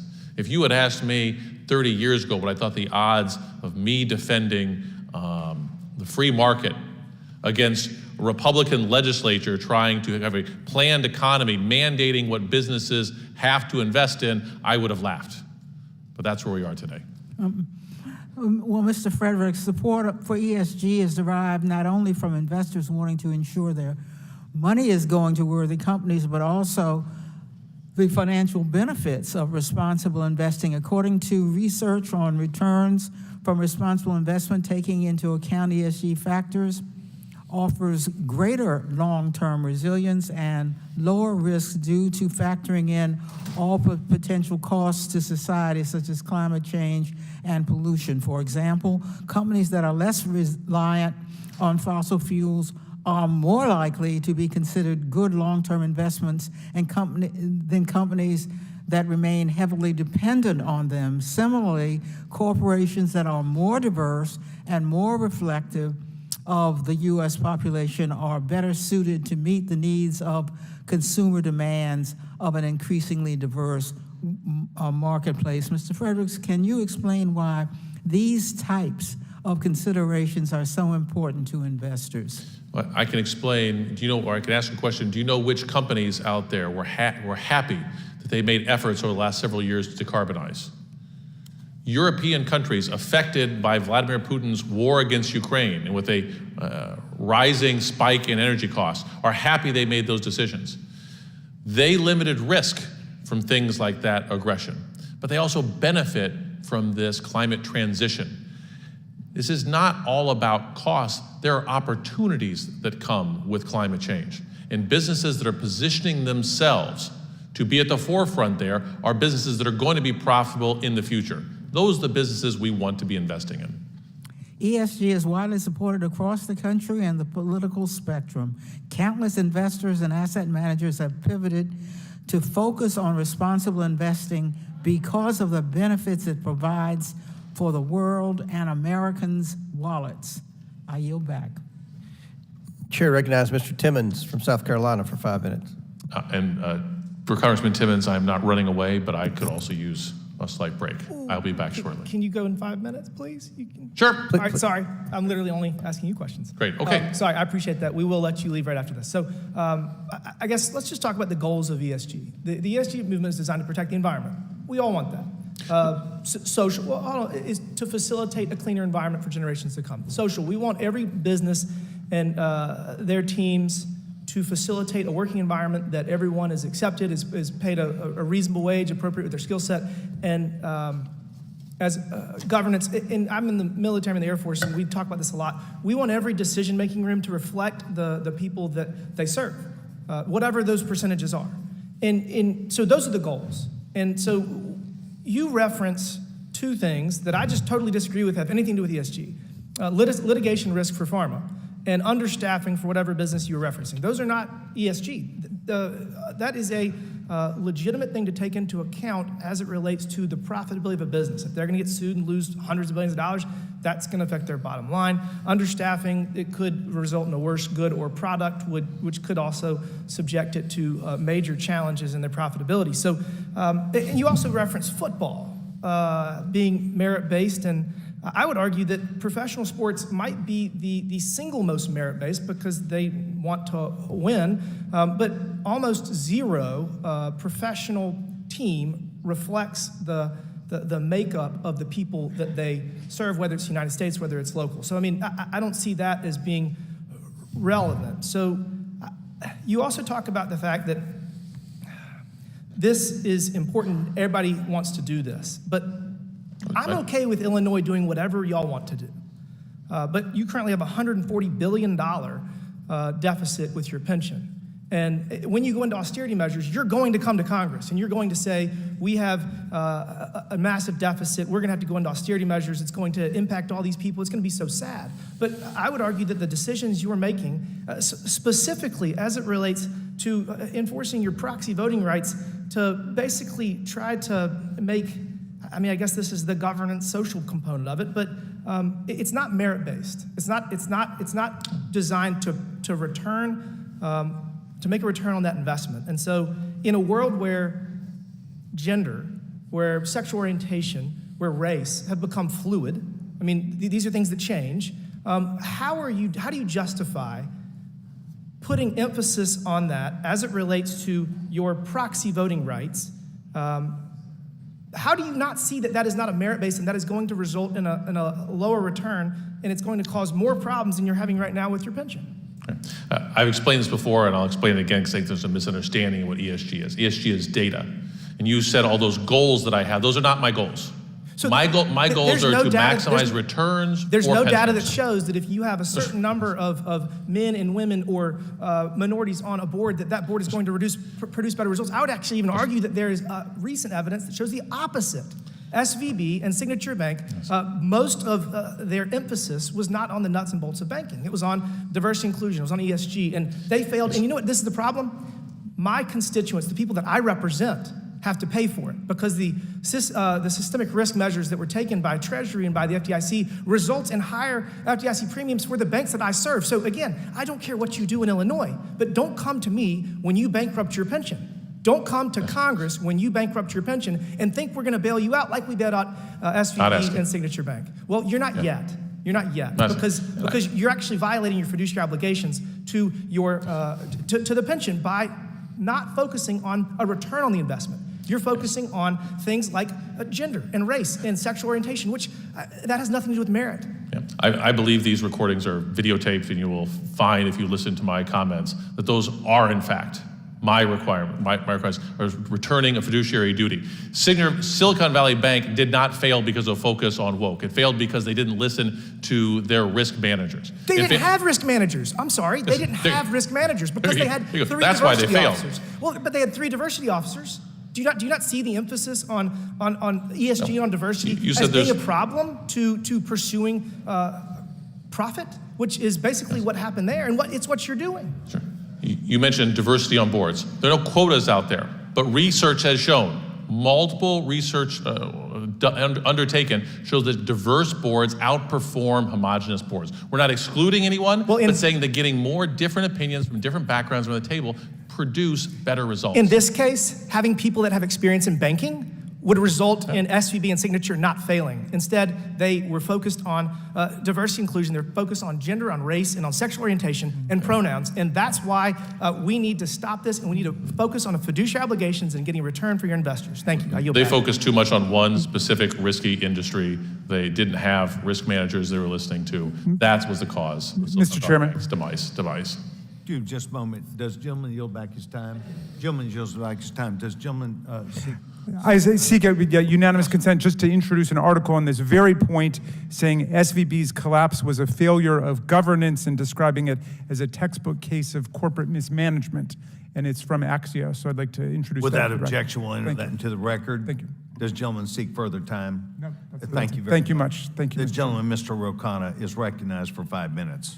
Thank you, Mr. Chair. Attorney General Marshall, I want to see if we can find... Excuse me just a minute. Will the gentleman, hold on just a moment, please.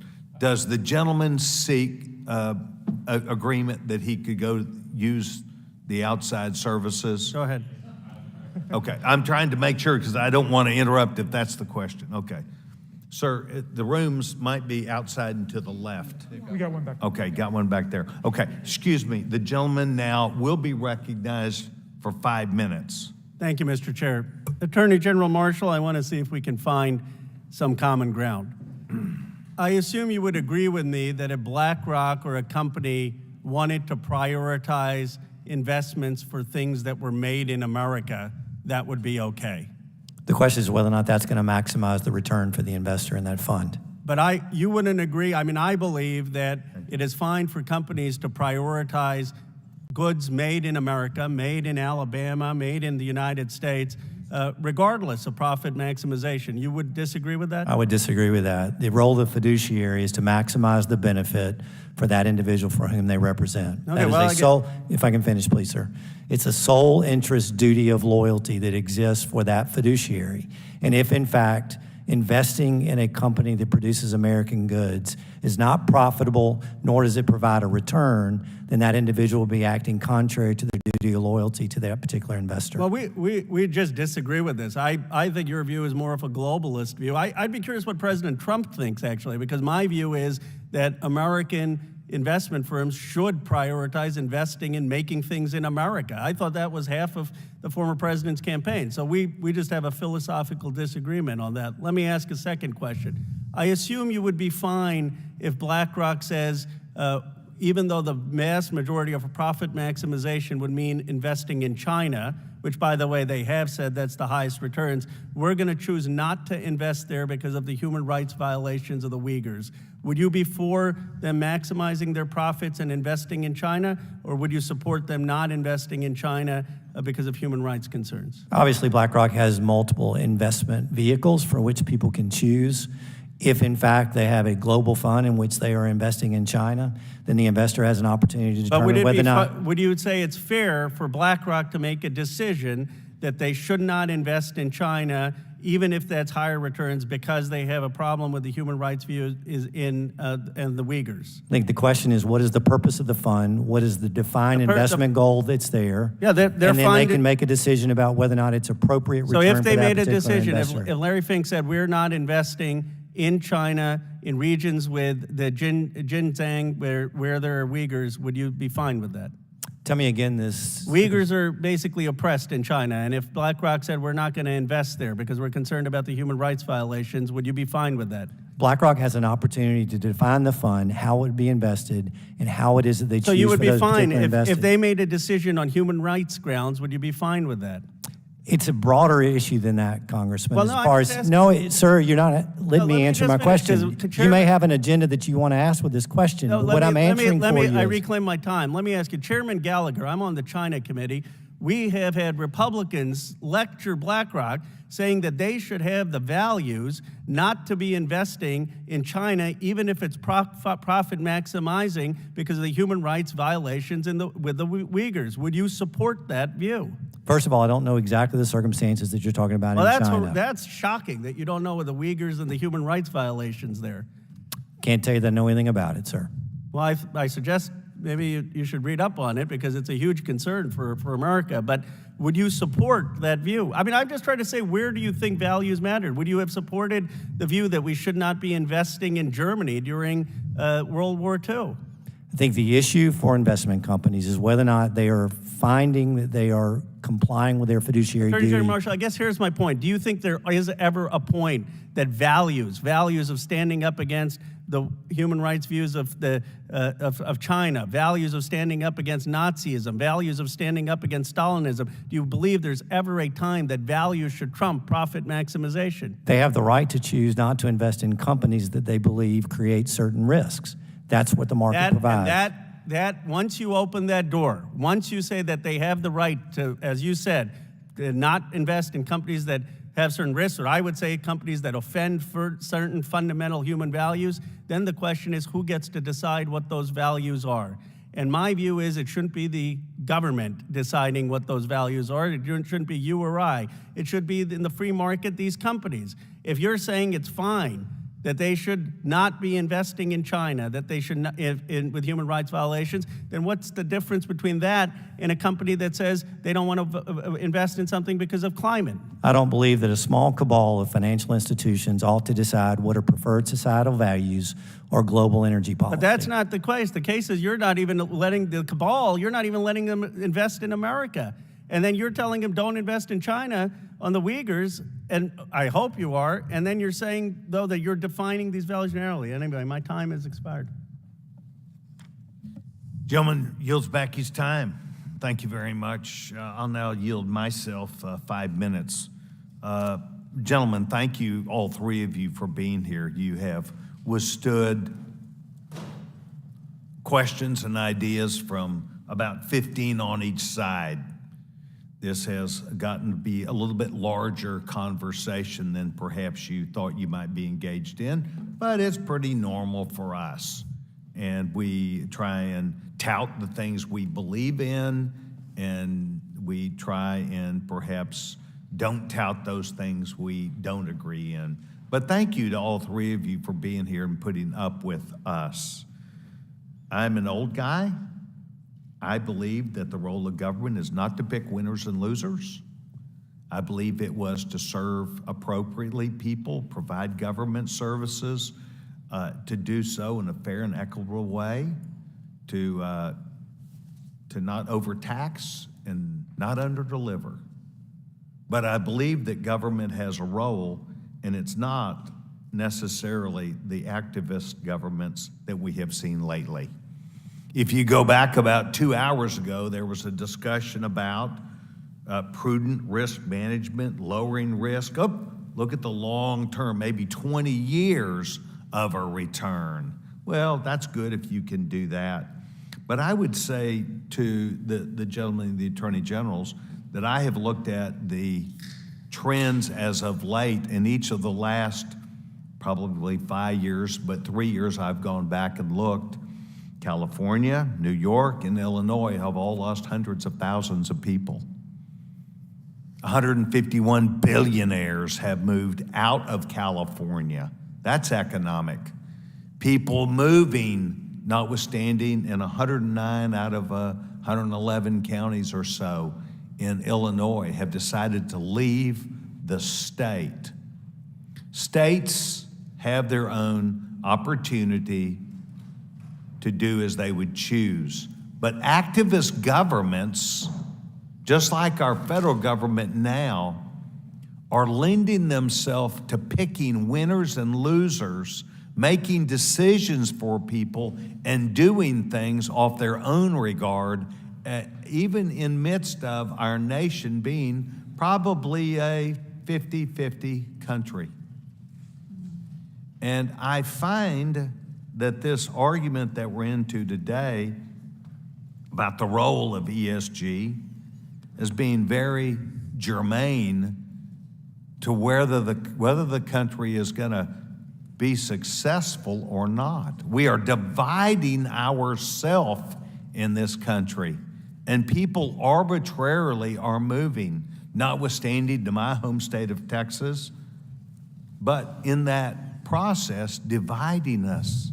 Mr. Marshall, Mr. Reyes, please tell me, you come from two states that I don't think you try and divide each other. You don't try and pick winners and losers, but you do see where there are marketplace problems out there where people are doing that. Are you rejecting those ideas, or you're simply trying to philosophically say, let's let our state, business decide where it goes, schools decide where they go, and try and be successful? Mr. Marshall. It is clearly the latter. One of the things that we have attempted to advance here today is this is not an objection to the individual investor. This is a question about whether those with outsized influence as a result of the assets in which they manage have the ability to dictate public policy that ought to be decided by accountable legislative bodies, as well as companies, pension funds, being able to dictate societal values in places in which they are not present. That's the purpose of this hearing today, I believe, and it's the focus of what we've talked about. Thank you. Mr. Reyes.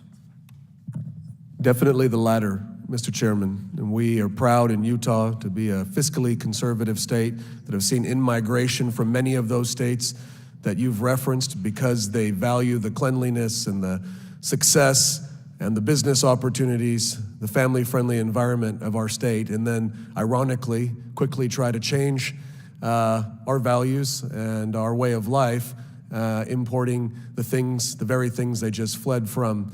ESG is part of those policies and a process that thwarts the free market, that caused them to leave where they came from and enjoy where they're living now in the great state of Utah. So I appreciate, on behalf of my citizens who are very concerned about this on many levels, this being ESG, not just data in a free market, in a vacuum that allows people to make decisions without coercion, but in an environment where every major pressure point is choking out decisions and the free will of everyday Americans and hurting them at their pocketbooks, hurting them in their long-term savings, hurting them at the gas pump. And these are the things that we hope that you'll continue to hold hearings on with regard to this ESG movement. Thank you very much. I simply call it active government making decisions on behalf of free people, and I agree with you. I want to thank the gentleman from Illinois.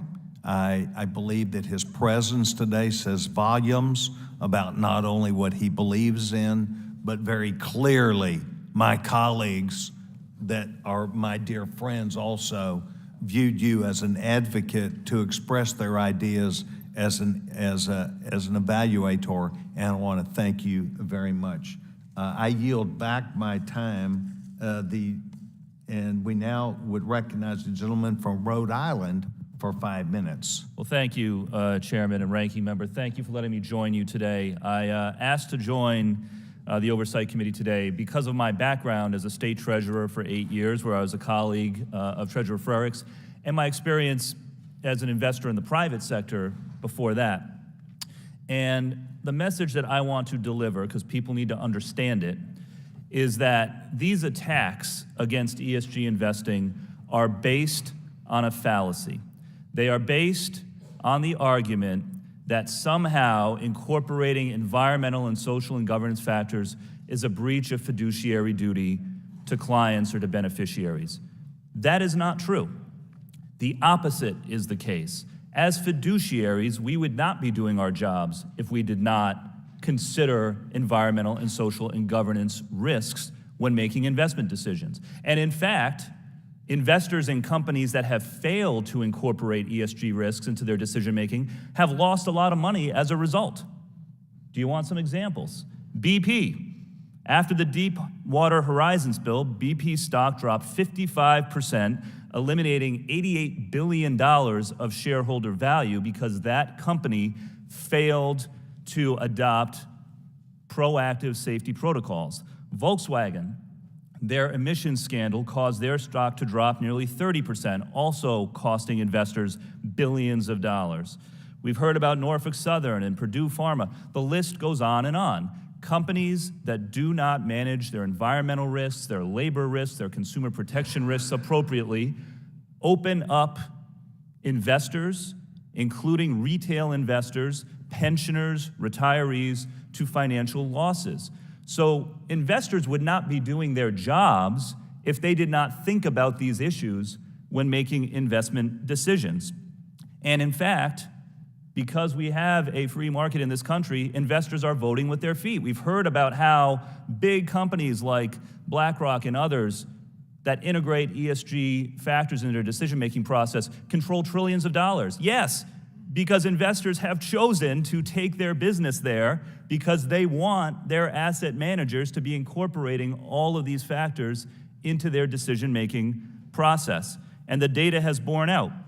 Over the last 5 years, according to Morningstar, 2/3 of funds that emphasize ESG in their investment process have ranked in the top half of performance relative to their peers. That's mutual funds. So again, ESG investing, it is common sense, and it's been going on for years as well. Private investors have been doing this for decades. The Department of Labor has been allowing this for public funds for decades. The SEC has allowed proxy voting proposals on ESG issues for decades.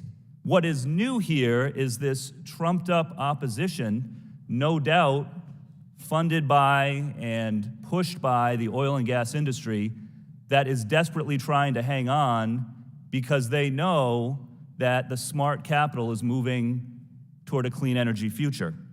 Again, if you want an example, if you had invested $100 in ExxonMobil stock 5 years ago, that $100 would be worth $142 today. Pretty good.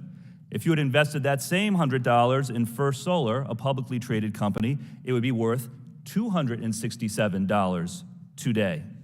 So the industries of the future are winning, and the industries of the past are now trying to rig the game by employing government interference to prevent investors from doing their jobs. And I would note, this government interference is being run oftentimes by people who have no investment experience themselves at all. The two Republican witnesses who are here, who may be very credentialed in other ways, between the two of them have 0 degrees in investments or economics or finance, are not CPAs, are not chartered financial I ran a analysts. tech venture fund, just so you know, Congressman. So, Yeah, fair okay, enough, so but no degrees, no But just to be CFA, clear on the no record, yeah, I just reclaiming wanted my to time, know, yeah. reclaiming my time. All right, I've spent a career in this, as has Treasurer Freyricks and many others who were not given the opportunity to come here today. Our Republican witnesses have experience trying to overturn elections that were freely and fairly won, but not incorporating smart ESG factors into investment decisions. So listen, we know what's going on here. This is a taxpayer-funded effort to run interference for the oil and gas industries, prevent investors from doing their jobs and exercising their judgment, and prevent investors from having the options for where to move their money. It's un-American, it's not in keeping with the free market or sound investment principles. And with that, I'm out of time, and I yield back. Chair recognizes Mr. Burleson from Missouri for 5 minutes. Thank you, Mr. Chairman. You know, I am an investment advisor representative. I do have a securities license, and I sit across the table from people when you manage someone's accounts, and the burden is on you to make sure they make it all the way to end of life, and that their funds do not run dry. And I'll tell you, when you're facing someone and you're looking them across the aisle, you realize that burden. It weighs on you. And when your clients' portfolios go down, you feel the pain. But you know what I would never do? I would never, and I would think it would be fiscally irresponsible to apply my morality on my clients' funds, right? Mr. Marshall, would you not agree that people have different moralities, and if your investor is applying their brand of morality on your funds, would you be pleased with your performance? I would not, but that's the goal of those that initiated ESG concepts to the UN, which said that they want to transform the world by creating a global energy economy, as well as being able to set preferred societal values. Yeah, and Mr. Reyes, the problem is that we have a situation where the tail, folks like Mr. Freyricks, is wagging the dog, because in using his position in voting position to be able to change the direction of companies. And these companies are where our citizens and their retirements are invested. That's correct. And I wouldn't want anybody's morality, whether it was progressive, conservative, or something in between, voting with my dollars. And when I and my team invested on behalf of others, it was the same. We wouldn't interject our own political preferences or personal preferences. Well, and the impact on states is unbelievable. We heard from that Illinois is over 100, I saw reports, $110 billion in a pension deficit. It may be more, right? And so the problem is that in order to make that up, is that the state has to kick in more dollars in order to get that fund to be solvent. That's what happens in every state. When you become below a particular level of solvency for your pension, you start having to kick in more. And the impact on the taxpayers is devastating. So yeah, we can talk about whatever moral decision that you want to make. You can make voting right decisions to direct people's money towards your brand of morality. But when you mess around with other people's money and they get hurt, who pays? Do you? No, you don't pay. They do. And that's what this is about. We're trying to make sure that people are not messing around with retirees' funds. So let me ask this question. It was mentioned that we are not able to, we just want to have more information out there. So let me ask a question. Mr. Marshall, and you guys can go down the line, just say, in Missouri, our treasurer issued a rule that said, if your money manager is using ESG in their metrics, then your client should probably know about that, right? More information would be good information. Would you agree with that? I don't disagree at all. Mr. Reyes, do you agree with that? Agreed. Do you agree with that, Mr. Freyricks? More information is good information? Mike Freyricks, I agree with that. And I disclose all this on our website. We are public and transparent. Okay. I agree with you. But I would disagree with your statement that this is about me pushing my values. This is about pushing value for companies. When we hold... Right. And Mr. Freyricks, businesses are not going to heaven or hell, are they? There's no, but businesses do declare bankruptcy, like Purdue Pharma. Well, that was a bad math. investment. That is math. Math is not more. There's no morality to math. I'll completely agree with that statement. But again, I reiterate that as an investment advisor who actually had to deal with clients and actually worry and stress about whether or not, when they're making that decision, I'm retiring, am I going to make it all the way through? And you're sweating that for them, you're stressing about that for them. It's not your money. But when you know them and you're looking them in the eye, you know that you cannot mess around with their money and you apply your morality. Thank you, Mr. Chairman. I yield back. I sweat the 850,000 families who are saving for college education to make sure they can graduate, they can Point of order. without more debt. There's no question for the gentleman. Chair recognized Mr. He yielded. Oh, Mr. Biggs, yes. Thank you, Mr. Chairman. So I've been running back and forth from hearing to hearing today. Always interesting to hear people say things, just make them up. Fantasy, we got to hear from one of our colleagues across the aisle a moment ago saying this hearing is a result of trying to protect oil and gas industry. You know, sometimes you get to fabricate, you get to promote a fantasy, and that's what we just heard. But that's too bad. That's too bad. It's been nearly a decade since this committee under Chairman Issa exposed Operation Checkpoint, the Obama administration's weaponization of regulatory power to starve lawful businesses of their access to capital and banking services. Unfortunately, the latest iteration of choke point is being undertaken by unaccountable international organizations, large asset managers acting in breach of their fiduciary responsibilities, and is being encouraged by the Biden administration, which is pushing the advancement of ESG priorities beyond agency authorities and at the expense of their statutory missions. General Reyes and General Marshall, I understand that one of my Democrat colleagues has accused committee Republicans of promoting corporate socialism today, another fabrication and fantasy.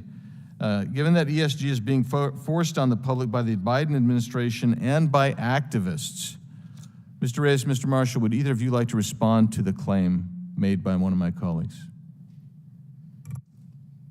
I think we're advocating corporate independence, the ability to make decisions for your business based upon what's best in the return for shareholders as a result of the work that you're doing. One of the things that we clearly have seen is a concentration of wealth in a very few that has caused for them to be able to create policy changes within companies that are not generated by their board, not generated by shareholders who generally are involved, but instead by a small group who happens to hold significant amounts of shares in those companies. The other thing, Mr. Congressman, that we've heard today is what is truly a fiduciary duty. It is clear that this is a UN-generated project, ESG factors themselves. That's where it came from. And even the UN acknowledged in a recent report in 2021 that the definition of fiduciary duty needs to be changed in order to validly consider ESG factors. That's not a part of the financial return. It's clearly designed to create a very different political agenda and not one consistent with investor return. Yeah. So I want to elaborate, since we only have 2.5 minutes left, because what you're talking about, the way I understand, is mixed motive investing.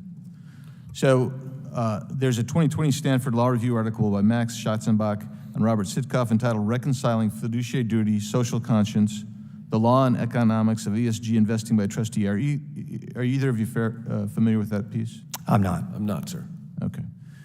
Well, the article goes on to describe for trustees acting with mixed motive. He says acting with mixed motives triggers an irrebuttable presumption of wrongdoing under the sole interest rule. Does that sound accurate to you as the way you understand the sole interest rule? Yes. That's accurate, Congressman. If so, Mr. Chairman, I'd like to submit to the record several decisions: the Fifth Third versus Dudenhofer case, the Central States versus Central Transport case, and several articles by Vollmer. But I want to go. Without objection, so ordered. Thank you. I want to go to this right here from that Stanford Law Review article, and then I'm going to ask you to expand on this in our closing amount of time. Acting with mixed motives triggers an irrebuttable presumption of wrongdoing, full stop. Because the sole interest rule is prohibitory rather than regulatory, to prove a breach, a beneficiary need only prove the fact of a trustee's mixed motives. Under the sole interest rule, the trustee violates the duty of loyalty, even in the absence of self-dealing, if the trustee has any motive or rationale for undertaking an action other than the sole interest or exclusive benefit of the beneficiary.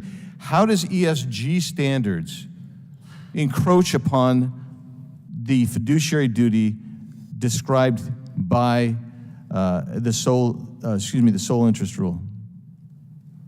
Before you came, Congressman, we read numerous quotes from these horizontal organizations that clearly state their ultimate purpose, and there's an end result for net zero compliance. That is the motivation for them beyond anything else, and that's why that is more akin to corporate socialism than anything that we espouse. Socialism takes away liberty, it takes away free will, and socialism doesn't ask what's in the best interest of the individual, it asks what's in the best interest of the state. We're absolutely championing the opposite, which is how do you maximize shareholder value for the individual? Thank you, and I see that my time has expired, but I wish you, Mr. Reyes, if you'd give your treasurer, State Treasurer Morley Oaks, I'll pass on to our great treasurer. Thank you. Your hello. Yield back, thanks. Gentleman yields back, and that concludes our questioning portion. I'll now yield to the ranking member to deliver a closing statement. Mr. Chairman, thank you very much, and I want to thank all of our witnesses for what was a truly enlightening and educational discussion, which I would recommend to every U.S. citizen to come check out, and certainly business school students, economic students, law students, students of every type, because this has been a fascinating and important discussion. I don't know that it advanced the campaign against ESG. I think it reaffirmed the basic principles of the free market, and to allow asset managers like the distinguished treasurer of the state of Illinois to do their jobs. Now, Mr. Chairman, I started by showing a graph demonstrating that money invested over the last decade in a large cap ESG influenced fund did substantially better than investment in the Standard & Poor 500 Energy Index. And that came not from us, not from the Democratic staff of the House Oversight Committee, it came from Bloomberg News. And I would like to submit the article for the record just so we can clarify that, if that's okay. Thank you, Mr. Chairman. Now, that graph, which is quite dramatic, showing that over a decade your money would have been better put in an ESG-defined fund than just the general S&P 500 Energy Index, which I wasn't aware of. But that graph seems to support Mr. Freyricks' basic point today that ESG considerations are totally consistent with an asset manager's fiduciary duties to maximize shareholder value, and arguably compelled by it. That's certainly the interpretation I think that Mr. Freyricks has offered today, that it would be in disregard of your fiduciary duties simply to try to close your eyes to environmental, social, and political concerns. For example, we talked about Norfolk Southern. If it had come to the attention of investors before the derailment, which obviously caused a tanking of the value of the stock, that Norfolk Southern was making a lot of money, but it was cutting corners on safety, and it was laying off workers to save money, but making it more dangerous on the rails, that's something that should be taken into account. I've not heard a single argument from the other side that it shouldn't be taken into account. You could say the exact same thing with Purdue. Mr. Freyricks testified, I was using it as a hypothetical. He said they actually came to Illinois. He faced the question whether or not to invest in Purdue, and Purdue was coming back with staggering profits, but he looked behind the curtain, and he didn't like what he saw in terms of Purdue getting people hooked on OxyContin, oxycodone, and he said, that's not a good long-term investment for the teachers and firefighters and cops of Illinois. And so he avoided it. He was doing his fiduciary duty. That's what it means to do your fiduciary duty. It would be, at least arguably, a violation of it to disregard all of those kinds of concerns. I mean, the Massey Energy Company coal company in West Virginia was making tons of money up until the Upper Big Branch mine disaster, which killed 29 miners. If you looked more deeply into it, they had hundreds of violations with OSHA and with the Mine Safety Organization. That's something that asset managers shouldn't take into account. That just seems way off to me. But look, in the final analysis, it's all about free choice. If Illinois wants to look at the mine regulatory safety record of a particular company, I know you don't have mining there, but if you want to look at Purdue's actual record, what they're doing with OxyContin and oxycodone, and Utah doesn't want to look at it, well, that's your choice. You do it. Different states can define the fiduciary duty differently. In Texas, they seem to be defining the fiduciary duty as doing whatever the oil and gas industry wants, or the gun industry. Look what they just did in Texas under this whole anti-ESG, anti-woke campaign.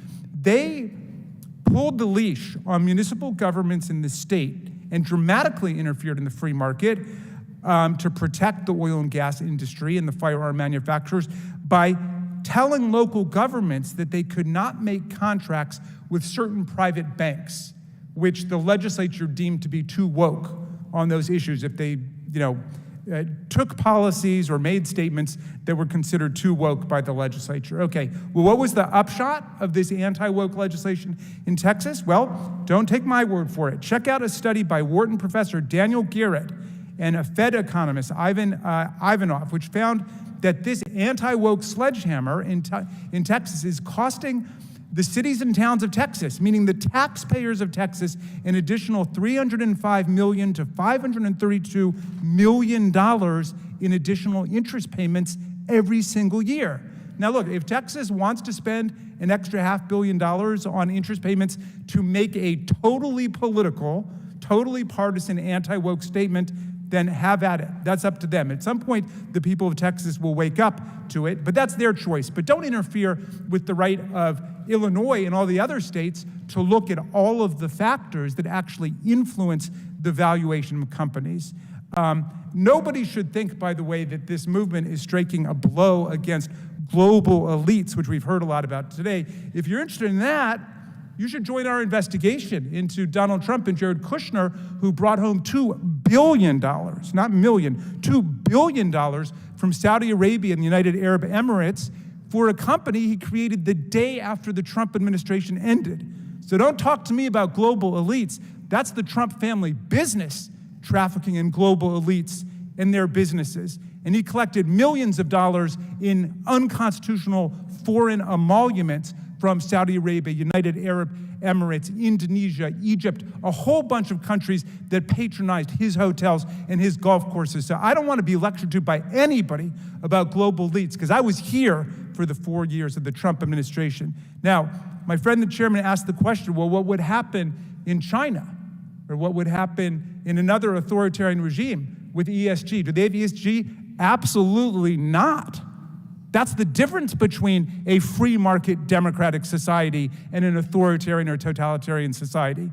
All that matters is what the state rulers tell you to do. Well, here the state rulers want to say everybody's got to invest in big oil and big gas, even if they don't think it's the right thing to do from a fiduciary perspective. They want to try to compel people's choices. Why don't we let the free market operate instead? In the final analysis, these decisions are being made not contrary to the gentleman's statements before, not according to morality, but according to economics. That's what we heard from the excellent treasurer of the state of Illinois today. And those are the kinds of decisions that are being made across the country. Now, Americans have the opportunity to say, we don't want to patronize businesses that are supporting China, General Xi, or Putin in Russia, or any authoritarian regime. But when they're managing pension funds, they're not making a moral decision, they're making a financial decision. And if they're withdrawing from that, they're saying it's not a good bet.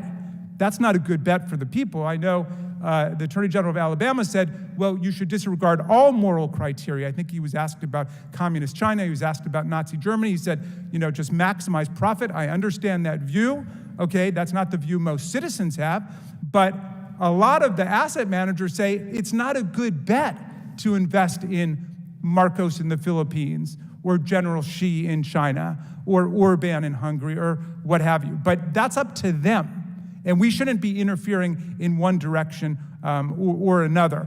And that's the problem with this whole anti-ESG thing. It is, even though it's dressed up as a critique of political investing, it's all about promoting political investing and promoting a political agenda. But luckily, I think the asset managers see it for what it is, the businesses see it for what it is, and the people see it for what it is. And I don't think it's going anywhere. So it's going to be on to the next battle in the culture war. I yield back to you, Mr. Chairman. Gentleman yields back. Now I want to thank our witnesses for being here today. I know it was a long day.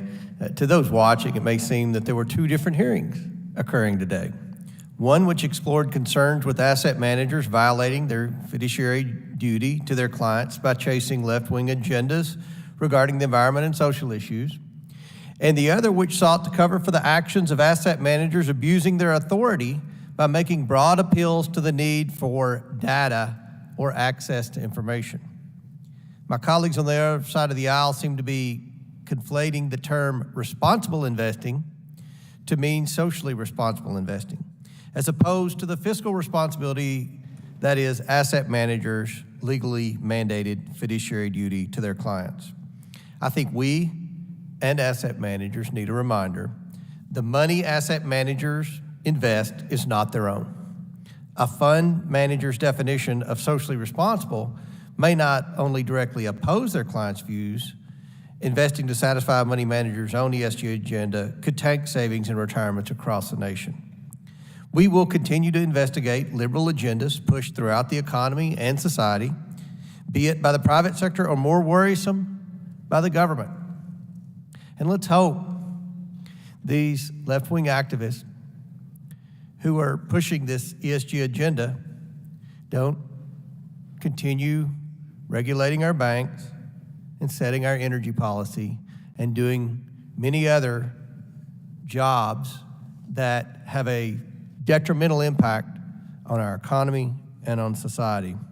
If the Biden administration is weaponizing a whole of government approach to coordinate and force a whole of industry compliance with a woke agenda, it is this committee's responsibility to conduct oversight to the American people, and we intend to provide it. With that, again, I thank the witnesses for being here today. I know it was a very long day, and I declare this meeting adjourned.